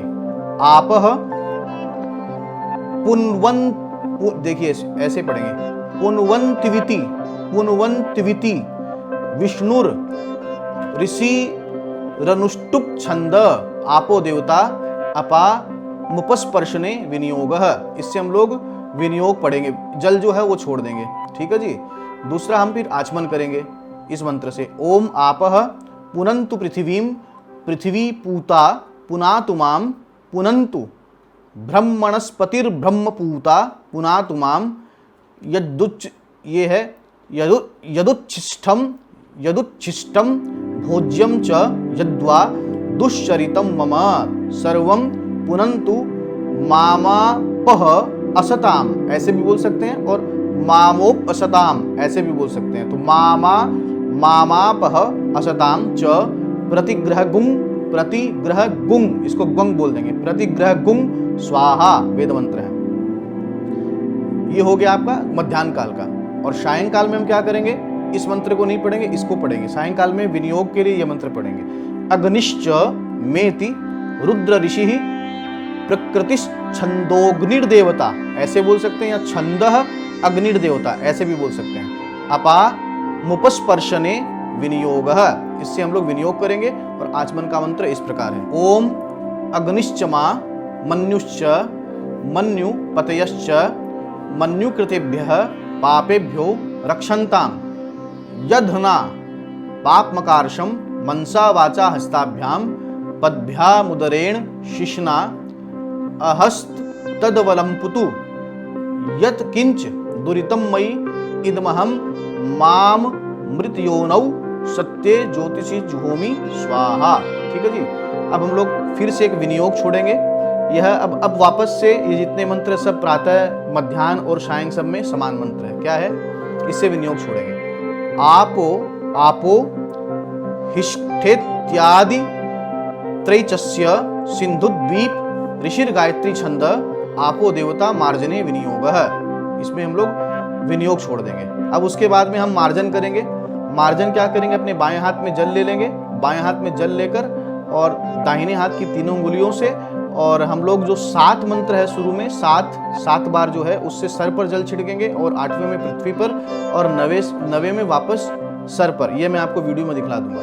ओम आपो हिष्ठामयो भुवः, ओम आपो हिष्ठामयो भुवः, ओम तान ऊर्जे दधातन, ओम महेरणाय चक्षसे, ओम यो वः शिव तमोरसः, ओम तस्य भाजयते हनः, ओम उशती रिव मातरः, ओम तस्मा अरंगमामवः, अरंग एक संग है, अरंग मामवः।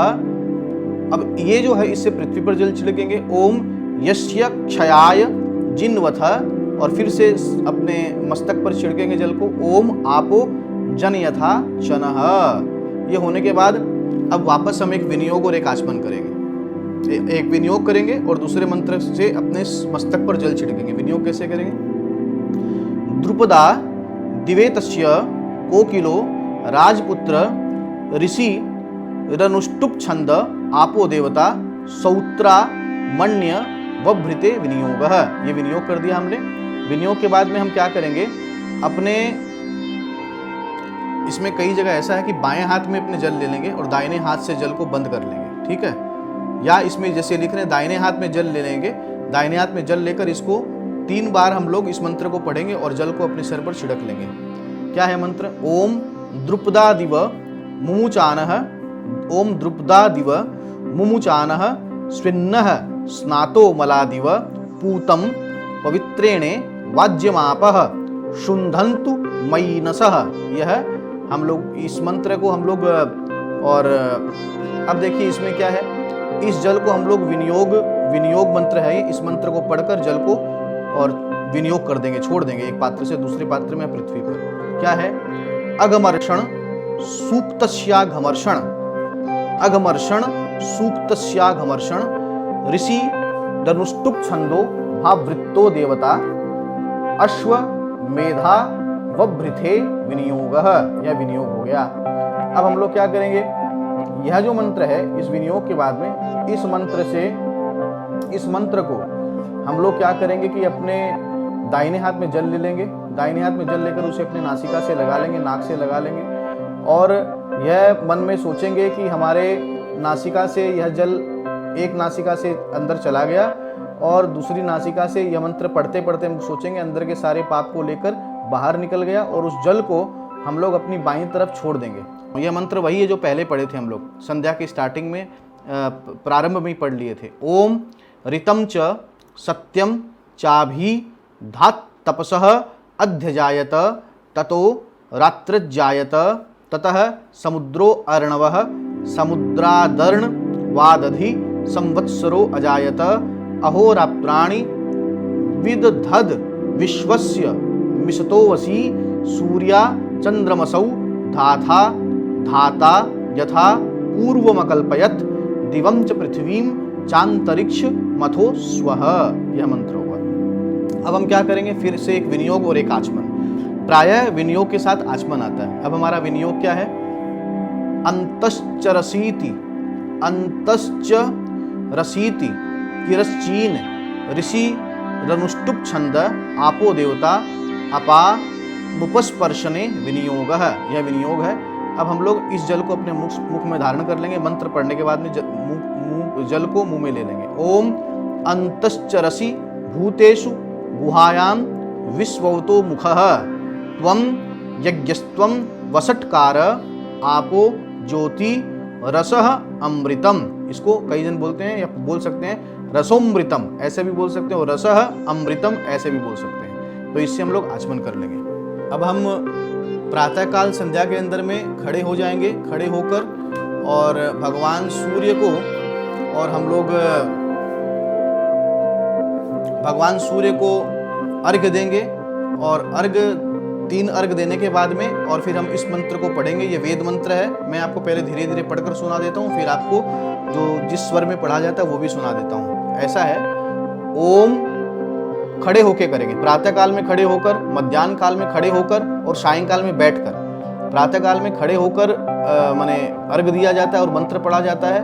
मध्याह्न में भी ऐसे ही होता है, प्रातः खड़े होकर अर्घ देते हैं और अपने हाथों को ऊपर कर कर यह मंत्र पढ़ते हैं और सायंकाल में बैठकर ये सारा काम होता है। ओम उद्वय मित्यस्य प्रष्कण्णव, पहले तो ये क्या है, ये विनियोग है। इसके बाद में ये हम लोग इससे प्रार्थना करते हैं। विनियोग जो है ये हम लोग ऐसे कर रहे हैं। ओम उद्वय मित्यस्य, 4 विनियोग है। ओम उद्वय मित्यस्य प्रष्कण्व ऋषि रनुष्टुप छंद है, सूर्यो देवता सूर्योपस्थाने विनियोग है, पहला विनियोग। दूसरा विनियोग क्या है, उदित्यमिति प्रष्कण्व ऋषिर गायत्री छंद है, सूर्यो देवता सूर्योपस्थाने विनियोग है।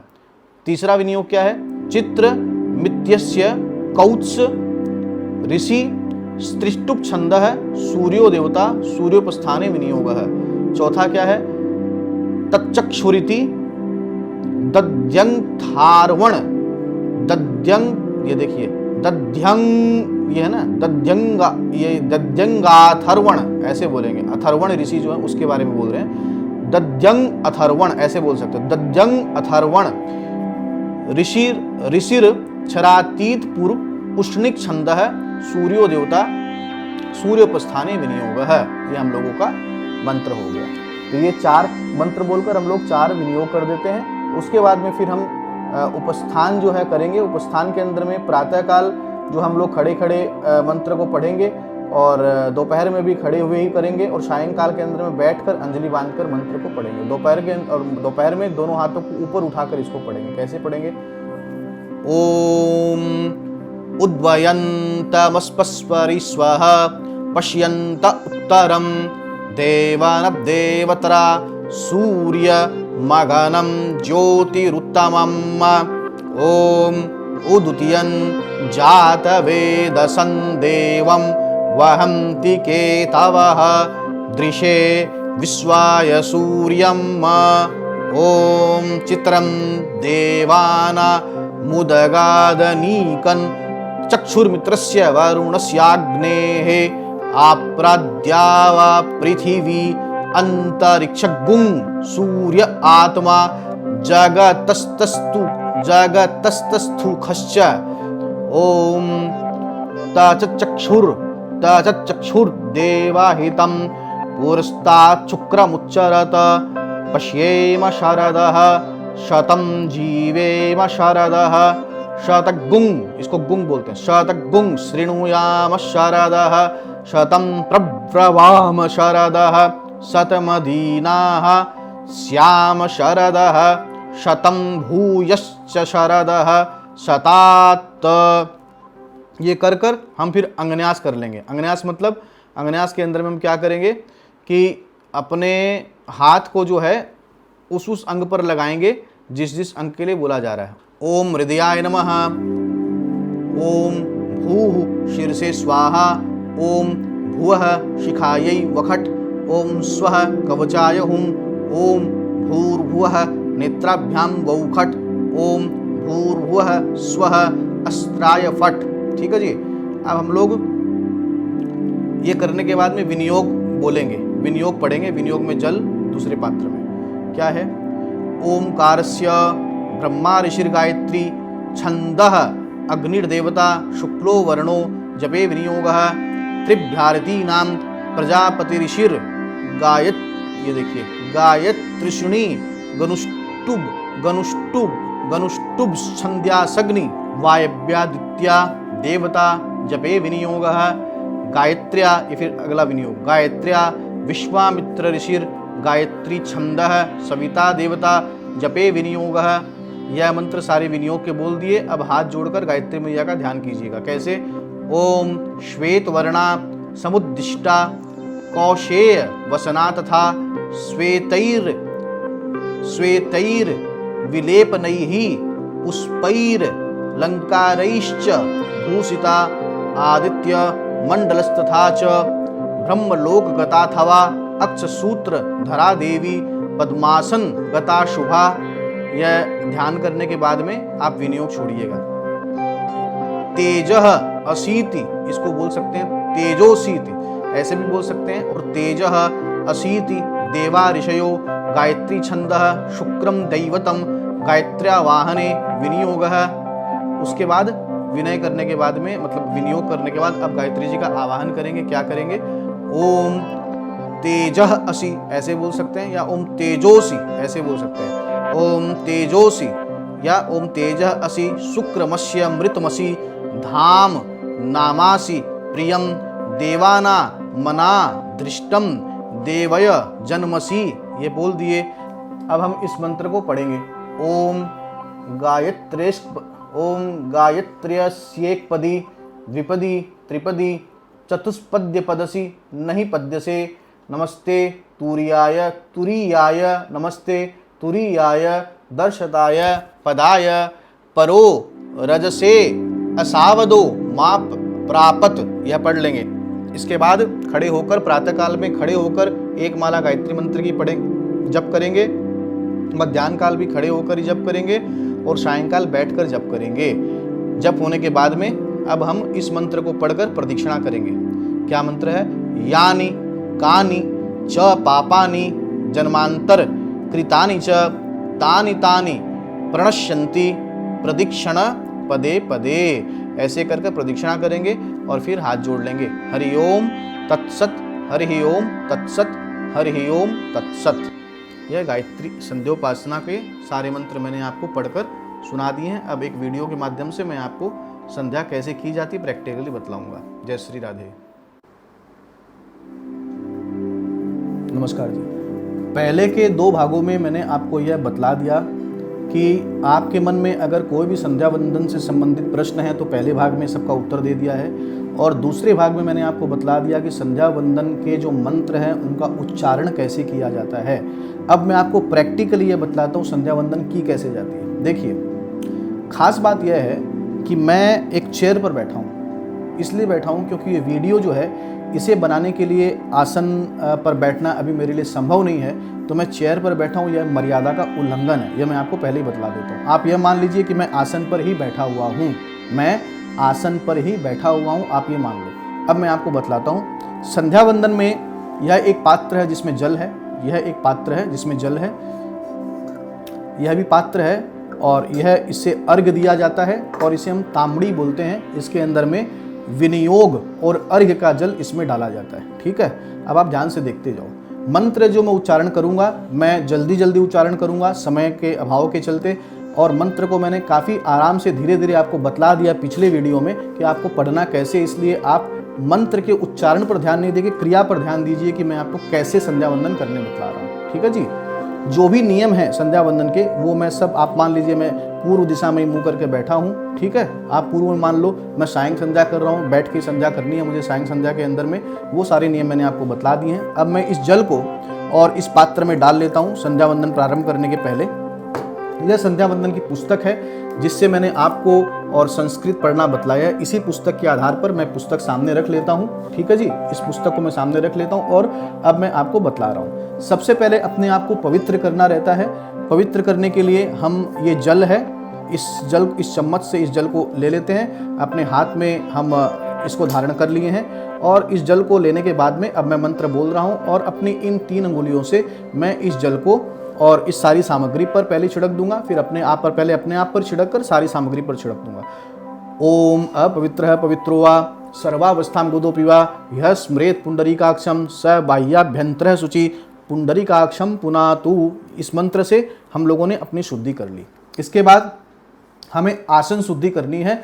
हम जिस आसन पर बैठे हुए हैं उस आसन से संबंधित शुद्धिकरण हम लोगों को करना है। मंत्र ऐसे पढ़ेंगे, देखिए आप ध्यान रखिएगा। एक होता है विनियोग। विनियोग में हम क्या करते हैं, जल को लेते हैं और इसमें डाल देते हैं, इस तांबड़ी में डाल देते हैं। आचमन में क्या करते हैं, जल को लेते हैं, ऐसे ले लिया हम लोगों ने जल को लेने के बाद में मंत्र का उच्चारण किया और जल को हम पी लेते हैं ऐसे। विनियोग में जल को लिया, मंत्र बोला, मंत्र बोलकर पात्र में चला गया। आचमन में जल को लिया, मंत्र बोला, मुख में डाल लिया। खास बात यह है, खास बात यह रहेगी इसमें कि जल को जब मुख में लेते हैं तो आपको ध्यान यह रखना है कि यह जो पात्र है यह हमारे होठों से स्पर्श न करे, नहीं तो ये जूठा हो जाएगा। ठीक है जी। अब देखिए, अब हम जैसे मैंने आपको बतलाया कि अब इसमें जो आसन वाला मंत्र है वह बाद में आ रहा है। पहले मैं संकल्प का मंत्र आपको इसमें संकल्प दिया हो, पहले आपको संकल्प बतला देता हूँ। इसमें लिखा हुआ है आप अपने दाहिने हाथ में जल ले लो। जल लेने के बाद में आपको संकल्प बोलना है। ठीक है, मैं संकल्प बोल लेता हूँ। ये जल मैंने ले लिया। यहाँ पर मैंने 2-3 चीज़ें नहीं रखी हैं जो ले लेनी चाहिए। वह है कुमकुम आप ले सकते हैं, रोली, चावल आप ले सकते हैं, पुष्प आप ले सकते हैं। इन तीनों को आप इस जल के अंदर में छोड़कर और फिर संकल्प करिए। क्या संकल्प करेंगे? यहाँ बोल रहे हैं, देखिए ये मंत्र मैंने आप लोगों को पहले बतला दिया, मैं सिर्फ आपको क्रिया बतला रहा हूँ। यह जल इसमें न गिरे इसलिए मैं यहाँ पात्र के सामने में, मतलब जमीन पर न गिरे, मैं पात्र के ऊपर में अपने हाथ को ले आया हूँ। मैं बोल रहा हूँ ओम तत्सदद्दैतस्य ब्रह्मणो द्वितीय परार्धे श्री श्वेत वाराह कल्पे जम्बूद्वीपे भरतखंडे आर्यावर्तैक देशांतर्गते पुण्यक्षेत्रे कलियुगे कलि प्रथम चरणे सप्तसप्तति द्विसहस्रोपरि संवत्सरे या विक्रमाब्दे श्रावण मासे शुक्ल पक्षे पंचम्यां तिथौ शनिवासरे कौशिक गोत्रोत्पन्नोहम सज्जन कुमार शर्माहम ममोपात्त दुरितक्षय पूर्वकम श्री परमेश्वर प्रीत्यर्थम सायं संध्या पाश्रम कर्म करिष्ये। मैं इसको यहाँ छोड़ देता हूँ, सायं संध्या पाश्रम कर्म करिष्ये। ठीक है जी। अब हम आसन शुद्धि के लिए क्या करेंगे? इसमें लिखा हुआ है कि हम जल को लेंगे, जल को लेकर पृथ्वी पर छोड़ देंगे। ठीक है जी। मान लीजिए मेरे सामने में पृथ्वी है, मैं यह मंत्र बोलता हूँ ओम पृथ्वीत्वया धृतालोका, और इसमें पहला मंत्र ये दिया हुआ है, विनियोग जो है पहले छोड़ना है। ओम पृथ्वीति मंत्रस्य मेरु पृष्ठ ऋषि सुतलम छंद पूर्वो देवता आसने विनियोग है। यह बोलकर हम इस जल को और पृथ्वी पर छोड़ देंगे। ये मैंने सामने पृथ्वी पर छोड़ दिया। मैं आज छोड़ नहीं रहा हूँ, ये लकड़ी की है, मैं इसमें ही छोड़ देता हूँ पात्र में। पृथ्वी पर मैंने इस जल को छोड़ दिया। इसके बाद में हम क्या करेंगे?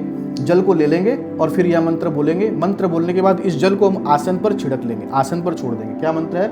ओम पृथ्वीत्वया धृतालोका देवी त्वं विष्णुना धृता त्वं च धारे माम देवी पवित्रम पुरुषासनम। यह बोलकर हम आसन पर इस जल को छोड़ देंगे। मैं एक बार पात्र में ही छोड़ देता हूँ। ठीक है जी। अब आप क्या करोगे कि अपनी जो चोटी है आप शिखा देख लीजिए, शिखा बंधी हुई रहनी चाहिए, मैंने आपको पहले बतला दिया था।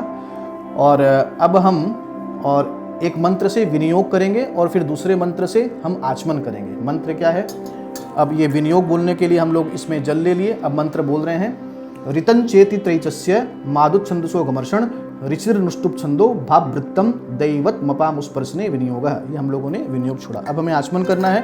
हम लोगों ने जल को ले लिया, जल जमीन पर नहीं गिरे, ऐसे हम लोगों ने रख लिया और हम लोग कह रहे हैं ओम ऋतंच सत्यंचाभि धात तपसोद्धिजायत ततो रात्रजायत ततः समुद्रो अर्णवः समुद्रादर्णवादधि संवत्सरो अजायत अहोरात्राणि विदधद विश्वस्य मिकतोवसी सूर्याचंद्रमसौ धाथा यथा पूर्वम कल्पयत दिवंच पृथ्वीम चांतरिक्ष मतोस्वः। यह मंत्र बोलकर हम आचमन कर लेंगे ऐसे। अब यह करने के बाद में हम क्या करेंगे? यह करने के बाद हम अपने हाथ में जल ले लेंगे। जैसे ये दाहिना हाथ है, इसमें जल को ले लिया हमने। मान लीजिए 3-4 चम्मच अपने जल ले लें, जिससे कि चारों तरफ हम लोगों को अपने एक रक्षा कवच बनाना है। जल हाथ में लेकर यहाँ पात्र के ऊपर रखकर इसे ढककर और गायत्री मंत्र से इसे अभिमंत्रित कर देंगे। गायत्री मंत्र से अभिमंत्रित करने के बाद में जल को बैठे बैठे हम अपने चारों तरफ इस तरह से जल की एक रेखा अपने चारों तरफ खींच जाएगी। इससे हमारी रक्षा होगी। अब इसके बाद हमें बतलाया गया है कि हम 4 विनियोग छोड़ें। 4 मंत्र पढ़कर विनियोग छोड़ना है। मैंने आपको बतलाया, जल हाथ में ले लिया, मंत्र बोल रहा हूँ ओमकारस्य ब्रह्मा ऋषिर गायत्री छंदोग्निर देवता शुक्लो वर्ण है सर्वकर्मारंभे विनियोग है। यह पहला मंत्र हुआ, विनियोग कर दिया। दूसरे में फिर जल लिया, फिर मंत्र बोला सप्तभ्यारिती नाम विश्वामित्र जमदग्नि भरद्वाज गौतमात्री वशिष्ठ कश्यपा ऋषयो गायत्रिशुनि गणष्टुप बृहति पंक्ति त्रिष्टुप जगतश्चंद्यासग्नि वायव्यादित्य बृहस्पति वरुणेन्द्र विश्वे देवा देवता अनादिष्ट प्रायश्चित्ते प्राणायामी विनियोग है। यह दूसरा विनियोग। तीसरा विनियोग जल ले लिया। गायत्र्या विश्वामित्र ऋषिर गायत्री छंद है सविता देवताग्निर्मुख मुप नयने प्राणायामी विनियोग है। और चौथा के लिए अब हमने जल ले लिया और शीर्ष है प्रजापति ऋषिर त्रिपदा गायत्री छंदो छंदो ब्रह्माग्नि वायु सूर्या देवता यजु प्राणायामी विनियोग है। ये हम लोगों ने किया। यह विनियोग करने के बाद में अब हमें प्राणायाम करना है। प्राणायाम में क्या करेंगे, मैं अपना एक बार चश्मा उतार देता हूँ। प्राणायाम के अंदर में यह नियम है कि आप, और इसमें देखिए, इसमें लिखा हुआ है कि आप कैसे करेंगे। साफ साफ इस पुस्तक में लिखा, मैंने पुस्तक की सॉफ्ट कॉपी आप लोगों को दे दी है। हम लोग अपने दाहिने हाथ के इस अंगूठे से, यह दाहिनी नासिका है, यह बाईं नासिका है, ठीक है। हम लोग अपनी दाहिनी नासिका को पहले बंद करेंगे। जो मंत्र दिया गया है, इस मंत्र को कम से कम एक बार उच्चारण करना है। कम से कम एक बार, कहा तो गया 3 बार के लिए, लेकिन अगर मान लीजिए प्रैक्टिस के चलते नहीं कर पाते, प्रैक्टिस नहीं है, तो आप एक बार उस मंत्र का उच्चारण करेंगे। दाहिना नथुना बंद, मंत्र का उच्चारण। मंत्र के उच्चारण के साथ आपको यह ध्यान करना है कि आपके नाभि में, आपके नाभि वाली जगह पर, नाभि में अंदर में, और विष्णु भगवान और शेष सैया पर लेटे हुए हैं, योग मुद्रा के अंदर में है, चतुर्भुजधारी हैं, ठीक है। और आपको भगवान विष्णु का ध्यान करना है पहले मंत्र के साथ। यह आपके इस तरह से हुआ। दूसरा मंत्र, जब आपका यह ध्यान पूरा हो जाए, मंत्र पूरा हो जाए, तब आपको क्या करना है, आपकी अनामिका अंगुली और आपकी कनिष्ठिका अंगुली, अनामिका और कनिष्ठिका, या सिर्फ अनामिका, इससे ही आप क्या करोगे, आप अपनी बाईं नासिका को बंद कर लोगे। पहले सिर्फ आपने दाहिनी बंद की थी, अब आप बाईं को भी बंद कर लोगे। अच्छा, पहली वाली में हम क्या कर रहे हैं, पहली वाली में हम सांस ऊपर अंदर टान रहे हैं। जब पहला मंत्र बोल रहे हैं तब देखिए यह सांस अंदर जा रहा है, अंदर जाते जाते मंत्र का उच्चारण और विष्णु भगवान का ध्यान नाभि में। दूसरा, जब यह सांस यहां तक पहुंच गया, पूरी सांस आपने ले ली, अब आपको इसे बंद करना है। आप क्या करोगे, ये 2 अंगुली या अनामिका, इससे इस बाहीं को भी ढक लिए, सांस पूरा यहाँ पर आपके ब्रह्मांड में सांस आ गया, और आप एक मंत्र का फिर उच्चारण करेंगे मन मन में, और ध्यान करेंगे कि विष्णु भगवान की नाभि से कमल निकलकर आपके हृदय प्रदेश में यह कमल खिल जाता है, और उस कमल पर चतुर्मुख ब्रह्मा जी वेद लेकर और यहाँ पर आपकी विराजमान है, प्रसन्न मुद्रा है ब्रह्मा जी की। ऐसा करने के बाद आपने 1 मिनट तक, एक मंत्र तक आपने सांस को रोक के रखा। अब आपको तीसरी क्रिया क्या करनी है, आपको यह जो दाहिना आपने बंद करके रखा था, इसे छोड़ना है, और धीरे धीरे इस नासिका से, दाहिनी नासिका से, ये बंद है, दाहिनी नासिका से धीरे धीरे कर कर आपको सांस को बाहर निकाल देना है। सांस निकालने की इस प्रक्रिया के दौरान आपको एक बार और यह मंत्र बोलना है। और अब आपको ध्यान यह करना है कि आपके भ्रुव मध्य में, यानी यहाँ बीच में, भ्रुव मध्य, दोनों भ्रुवों के बीच में भगवान शंकर, श्वेत वर्ण के भगवान शंकर विराजमान हैं और आशीर्वाद की मुद्रा में, प्रसन्न मुद्रा में बैठे हुए हैं। एक मंत्र बोलकर आपको करना है। मैं आपको एक बार करके दिखलाता हूँ। देखिए, आप यह मान लीजिए कि मैं मंत्र भी मन में पढ़ रहा हूँ और संग संग में जो बतलाए गए ध्यान को भी कर रहा हूँ।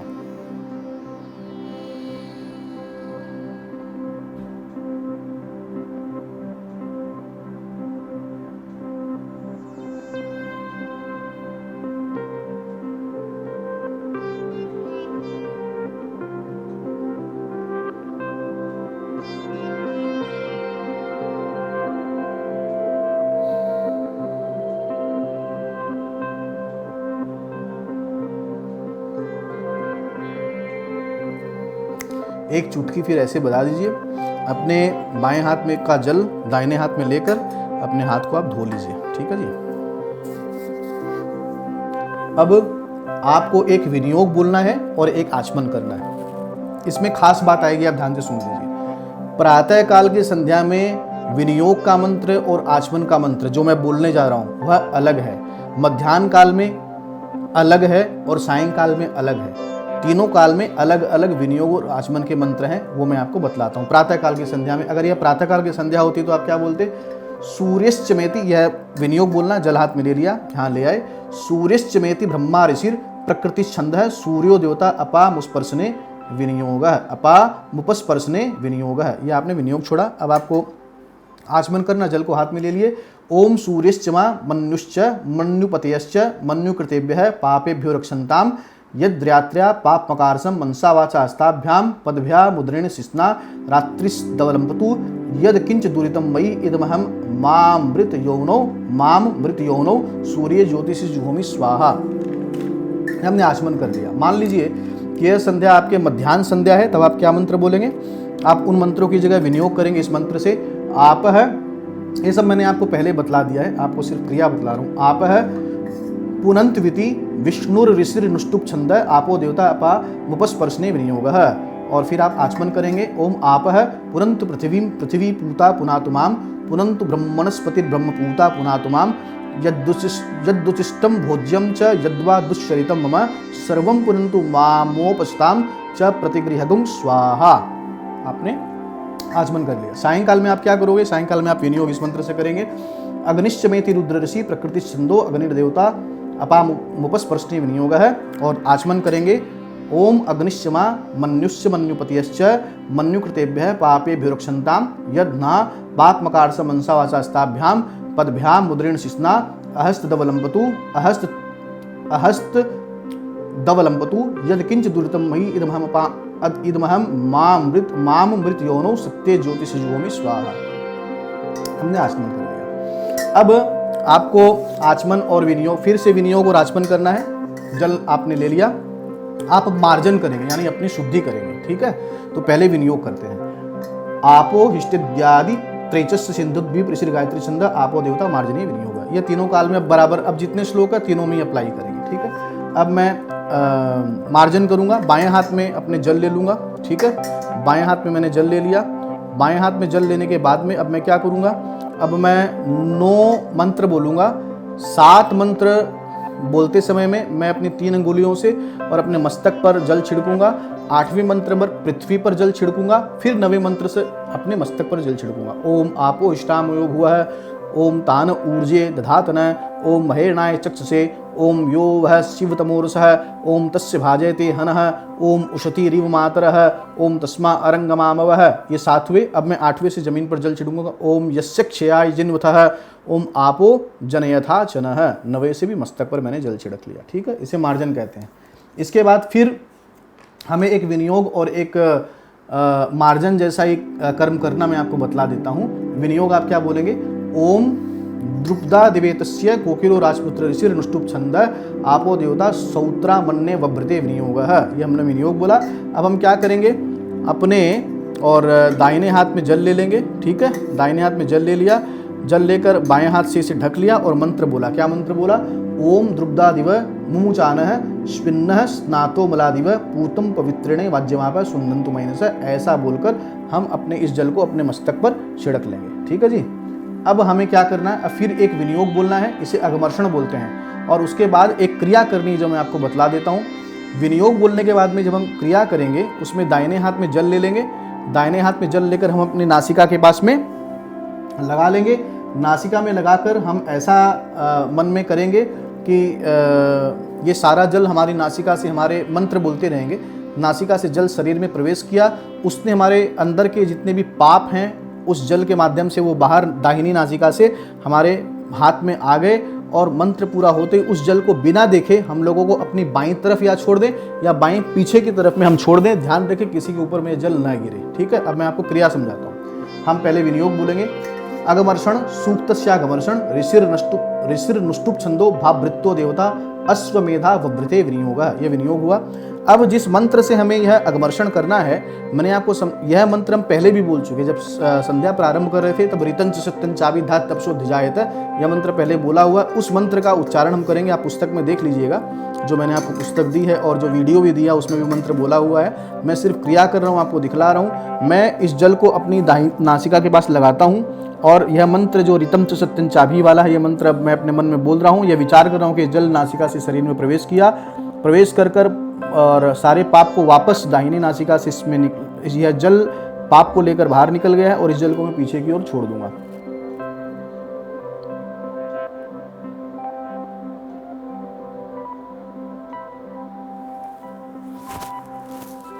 अब हम हाथ को और प्रक्षालित कर लेंगे, हाथ को धो लेंगे। अब फिर हम एक विनियोग और एक आचमन करेंगे। विनियोग, ओम अंतश्चरसि भूतेषु गुहायाम विश्वतो मुख त्वं यज्ञस्त्वं वषट्कार आपो ज्योतिरसोमृतम।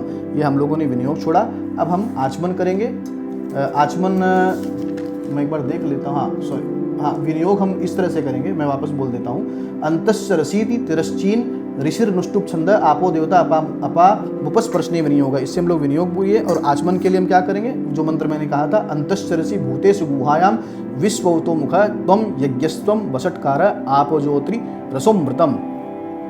ये हम लोगों ने आचमन कर लिया। अब हम क्या करेंगे, आचमन करने के बाद में अब हमें और सूर्य भगवान को अर्घ्य देना है। ठीक है जी, सूर्य भगवान को अर्घ्य हम लोग देंगे। हम लोग खड़े हो जाएंगे, प्रातःकाल और मध्याह्न काल के अंदर में खड़े होकर हमें अर्घ्य देना है। आप मान लीजिए मैं खड़ा हो गया हूँ आसन पर खड़े होकर अपने दाहिने पाँव की एड़ी को जरा आप ऊंचा उठा लीजिए। सामने वाला भाग जमीन पर ही रहेगा, सिर्फ एड़ी पीछे से उठ जाएगी दाहिने पाँव की। और फिर हम भगवान सूर्य को, यह पात्र है, इस पात्र के अंदर में जैसे मान लीजिए मैंने जल ले लिया, जल लेकर गायत्री मंत्र कहा, गायत्री मंत्र का उच्चारण करके और हम सूर्य भगवान को अर्घ्य इस तरह से पात्र में दे देंगे। ऐसे 3 अर्घ्य हम प्रातः काल में देंगे, ऐसा 1 अर्घ्य हम मध्याह्न काल में देंगे और ऐसा ही अर्घ्य बैठकर, सायंकाल में सारी संध्या बैठकर होगी, सायं संध्या में हम बैठकर 3 अर्घ्य दे देंगे। अगर किसी कारणवश समय विलंब हो जाता है तो इस 1 और 3 अर्घ्य के अलावा 1 अर्घ्य और हम लोग, जो मैंने आपको मंत्र बताया था, वह मंत्र बोलते हुए 1 अर्घ्य और दे देंगे। ठीक है जी। यह करने के बाद में अब हम और उपस्थान करेंगे, 4 विनियोग करेंगे। खड़े खड़े ही एड़ी उठी हुई है, ठीक है, एड़ी उठी हुई है प्रातःकाल और मध्याह्न में, सायंकाल में बैठकर। और क्या विनियोग कैसे करेंगे, पहला विनियोग ओम उद्वयमित्यस्य प्रस्कणव ऋषिर नुष्टुप छंदः सूर्यो देवता सूर्योपस्थाने विनियोग है, पहला विनियोग। दूसरा उदित्यमति प्रस्कणव ऋषिर गायत्री छंदः सूर्यो देवता सूर्योपस्थाने विनियोग है, दूसरा विनियोग। तीसरा चित्रमित्यस्य कौत्सऋषि स्त्रिष्टुप छंदः सूर्यो देवता सूर्योपस्थाने विनियोग है, चौथा तक्षक्षुरिति दध्यंग थारवण ऋषिर तरातीत पूर्व उष्णिक छंदः सूर्यो देवता सूर्योपस्थाने विनियोग है। ये 4 विनियोग बोल दिए। अब आप जब सुबह में संध्या कर रहे हैं तो आप खड़े हैं, उसी अवस्था में आप अंजलि अपने सामने में, सूर्य भगवान के सामने में ऐसे अंजलि कर लेंगे और ये सारे मंत्रों का, वेद मंत्रों का उच्चारण करेंगे। अब मैं जो बोलने जा रहा हूँ, मध्याह्न काल के अंदर में हाथ आपके ऊपर रहेंगे और सायंकाल में आप बैठे बैठी अवस्था में इन मंत्रों का हाथ जोड़कर उच्चारण करेंगे। मंत्र क्या है, मैं आपके सामने मंत्र पढ़ता हूँ। ओम उद्वयन्तमस्पस्पारि स्वः पश्यन्त उत्तरं देवान देवतरा सूर्यमगनं ज्योतिरुत्तमम् उदुतियं जातवेदसं देवं वहन्ति केतवः दृशे विश्वाय सूर्यं चित्रं देवाना मुदगादनीकं चक्षुर्मित्रस्य वरुणस्याग्नेः आप्राद्याव पृथिवी अन्तरिक्षगुं सूर्य आत्मा जगतस्तस्तु खश्च ओम तच चक्षुर्देवहितं पुरस्तात् शुक्रमुच्चरत पश्येम शरदः शतं जीवेम शरदः शतगुं शृणुयाम शरदः शतमधीनाः स्याम शरदः शतं भूयश्च शरदः शतात। यह मंत्र है। यह मंत्र बोलकर हम भगवान सूर्य को प्रणाम करेंगे। अब हम क्या करेंगे, अब हम खड़े खड़े ही प्रातःकाल में और मध्याह्न में खड़े खड़े और बैठे हुए सायंकाल में अंगन्यास करेंगे। सारी अंगुलियों को इस तरह से आप कर लीजिए और जिस जिस अंग का नाम लिया जा रहा है, मंत्र के साथ उस अंग का स्पर्श करना है। ओम हृदयाय नमः, हृदय को स्पर्श करेंगे। अब इसके बाद ओम भूः शीर्षे स्वाहा, शिर का स्पर्श करेंगे। ओम भुवः शिखायै वखट, अब शिखा का स्पर्श करेंगे। ओम स्वः कवचाय हुम, दोनों हाथों से बाएं हाथ से दाहिना, दाहिने हाथ से बाएं, यह अपने कवच जो है इस तरह से कवच करते हैं। उसके बाद ओम भूर्भुवः स्वः, ओम भूर्भुवः नेत्राभ्याम वौखट, तो नेत्राभ्याम में हम लोग ये 3 अंगुली है, इस 3 अंगुली से इस तरह से स्पर्श कर लेंगे भ्रुव मध्य में, और ये दोनों अंगुली से दोनों आंखें। ये हम लोग ये हुआ। और अगला हो गया ओम भूर्भुवः स्वः अस्त्राय फट, उसमें अपने ऐसे चुटकी बजाएंगे और ये 2 अंगुलियों को हम लोग अपने बाएं हाथ के करतल पर ऐसे बजा देंगे। ये हम लोग का अंगन्यास हुआ। अब हम आसन पर बैठ जाएंगे। प्रातःकाल और मध्याह्न संध्या में आसन पर बैठ गए, सायं संध्या में तो बैठे हुए हैं। अब क्या करेंगे जी, अब हमें 3 विनियोग छोड़ने हैं। विनियोग कैसे छोड़ेंगे, मैं मंत्र बोलता हूँ, विनियोग छोड़ रहा हूँ। ओमकारस्य ब्रह्मा ऋषि गायत्री छंदोग्निर देवता शुक्लो वर्णो जपे विनियोग है। अब हम लोग जप के लिए 3 विनियोग छोड़ रहे हैं। त्रिभ्यारिति नाम प्रजापति ऋषिर गायत्रिष्णु गनिष्ठु छंद्यासग्नि वायव्यादित्या देवता जपे विनियोग है। और तीसरा विनियोग गायत्र्या विश्वामित्र ऋषिर गायत्री छंद सविता देवता जपे विनियोग है। हम लोगों ने विनियोग छोड़ दिया, अब हम गायत्री मैया का ध्यान करेंगे। कैसे ध्यान करेंगे? हाथ जोड़ेंगे और माता का ध्यान करेंगे। माता जी की तस्वीर भी हमें मिलती है। आप गीता प्रेस गोरखपुर की जो पुस्तक है उसके अंदर में भी आपको गायत्री मैया प्रातःकाल ब्रह्म स्वरूपा, मध्याह्न काल विष्णु स्वरूपा और सायंकाल शिव स्वरूपा, इनका चित्रपट आपको मिल जाएगा। आप अपने सामने रखेंगे तो ध्यान अच्छा होगा। और अगर आप योग और ध्यान करने वाले ही हैं तो आपका ध्यान वैसे भी हो जाएगा। आप प्रार्थना करिए। कैसे प्रार्थना करेंगे मैं आपके सामने बोलता हूँ। हाथ जोड़ लेंगे। ओम श्वेत वर्णा समुद्दिष्टा कौशेय वसना तथा श्वेतैर विलेपनैः पुष्पैर्लंकारैश्च भूषिता आदित्य मंडलस्था च ब्रह्मलोक गताथवा अक्षसूत्र धरा देवी पद्मासन गता शुभा। यह मंत्र हमने बोला। अब ऐसा करने के बाद में हम क्या करेंगे? एक विनियोग छोड़ेंगे और फिर गायत्री मैया का आवाहन करेंगे। विनियोग क्या करेंगे? तेजोसीत देवा ऋषयो गायत्री छंद शुक्रम दैवतम गायत्री आवाहने विनियोग। गायत्री जी का आवाहन कर रहे हैं। अब गायत्री जी का आवाहन करें। हाथ जोड़ लीजिए और बोलिए ओम तेजोसी शुक्रमस्य मृतमसी धाम नामासी प्रियम देवाना मना दृष्टम देवै जनमसी। इस मंत्र से हम गायत्री जी का आवाहन करेंगे। उसके बाद हम फिर और वापस बोलेंगे ओम गायत्रेस्पदी। ध्यान कर रहे हैं। ओम गायत्रस्य एक पदी द्विपदी त्रिपदी चतुष्पद्य पदसी नहीं पद्यसे नमस्ते तूर्याय दर्शताय पदाय परो रजसे सावधो माँ प्रापत। यह करके अब हम प्रातःकाल और मध्याह्न काल में आसन पर से खड़े हो जाएंगे और जप हम लोग करेंगे। जप में मैंने आपको माला के बारे में बताया है। माला को और हमें अभिमंत्रित भी करना है। माला का भी पूजन करना है। और फिर हम 108 बार कम से कम गायत्री मंत्र का जप करें। गायत्री मंत्र का प्रातःकाल में नियम तो यह है कि आप तारे जब आसमान में रहते हैं तब से लेकर और सूर्योदय तक आप जप करते रहें, यह नियम है। नहीं तो कम से कम एक माला गायत्री की सुबह, मध्याह्न काल में एक और सायंकाल में एक माला 108 मंत्र की हम जपें। जप करते समय विशेष ध्यान यह रखें कि गायत्री मंत्र में 4 पाद होते हैं। 4 पाद होते हैं। गायत्री मंत्र का एक बार में उच्चारण सीधा एक साथ न करें बल्कि 4 जगह रुक रुक कर करें। अपने गुरु भगवान से, गुरुदेव भगवान से यह समझ लें कि 4 पाद कौन से होते हैं। उन 4 पादों को बोलते हुए अलग अलग जगह रुकते हुए, ठीक है जी, रुकते हुए आपको उच्चारण करना है। इसे हम लोग बोलते हैं भिन्न पाद। भिन्न पाद ही गायत्री मंत्र का और जप होता, उच्चारण होता है। इस तरह से हम गायत्री जप करें और गायत्री मैया का ध्यान कर कर फिर हम लोग यह प्रदक्षिणा करेंगे। प्रदक्षिणा माने हम लोग घूमकर और उसके बाद फिर नीचे बैठ जाएंगे और भगवान को प्रणाम कर लेंगे। प्रदक्षिणा का मंत्र है, घूमते हुए करेंगे, यानी कानि च पापानि जन्मांतर कृतानि च तानि तानि प्रणश्यन्ति प्रदक्षिणा पदे पदे। यह प्रदक्षिणा हमने कर ली। और सायंकाल में जप वगैरह सब कुछ बैठ कर ही हो रहा, सिर्फ प्रदक्षिणा के लिए फिर सायंकाल में हम खड़े हो जाएंगे और प्रातः मध्याह्न में तो खड़े ही हैं। प्रदक्षिणा करके वापस जमीन पर बैठ जाएंगे, मतलब आसन पर बैठ जाएंगे। मैंने जैसे आपको कहा, पूजन कर्म होने के बाद में हम जल लेंगे, आसन के नीचे इस जल को थोड़ा छोड़ देंगे, इस जल को अपने मस्तक से लगाएंगे, प्रणाम करेंगे। उसके बाद में जो जल बच जाता है, इस जल को हम लोग और किसी उपयोग में नहीं लाएंगे, किसी वृक्ष की जड़ में या पौधे की जड़ में हम लोग छोड़ देंगे।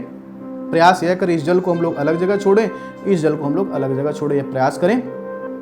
और यह नित्य कर्म संध्या हुई। मैंने आप लोगों को पूरे वीडियो के माध्यम से 3 भाग में और संध्या वंदन से संबंधित जितनी भी प्रमुख बातें वो बतला दी है। अगर आपकी कोई शंका हो तो आप उस शंका को मेरे साथ शेयर कर सकते हैं। आप मेरे मोबाइल जो नंबर दिया गया है फेसबुक पेज के ऊपर, उस नंबर पर आप अपनी शंका मेरे पास में भेज सकते हैं। मेरी आपसे यही प्रार्थना है कि आप सभी जो भी हमारे हिंदू धर्म के जितने भी लोग हैं वे सभी शिखा सबके सब धारण करें। ब्राह्मण, क्षत्रिय और वैश्य वे यज्ञोपवीत भी धारण करें। बालक या पुरुष और ब्राह्मण, क्षत्रिय, बालक, पुरुष जो है वे पुण्य फल की प्राप्ति के लिए और संध्या वंदन कर्म करें। बाकी जितने जन हैं वे सभी और भगवान श्री सूर्य नारायण को और अर्घ जरूर दे सकते हैं। आप सभी जो भी स्त्रियां हैं या और जो भी बच जाते हैं वे सबके सब और भगवान श्री सूर्य नारायण को अर्घ दें। और अर्घ देते समय में आप चाहें तो एक मंत्र भी बोल सकते हैं, ए ही सूर्य सहस्रांशो तेजो राशि जगतपते अनुकंपय माम भक्त्या गृहाण दिवाकर या गृहाण प्रभाकर। यह मंत्र बोलकर आप लोग सब भगवान श्री सूर्य नारायण की उपासना इस स्वरूप में कर सकते हैं। ये सब करने की आपको कोई भी आवश्यकता भी नहीं है और ऐसा शास्त्र में बोला भी नहीं गया कि हमें करने का अधिकार है। हमें आवश्यकता नहीं है तो हम क्यों करेंगे? हमें तो फल उतना करने से ही प्राप्त हो जा रहा है, तो हम सिर्फ उतना ही काम करेंगे। मैं आशा करता हूँ आप सभी को यह वीडियो समझ में आया होगा। हम लोग फिर मिलेंगे, तब तक के लिए जय श्री राम, जय श्री राधे, राम राम।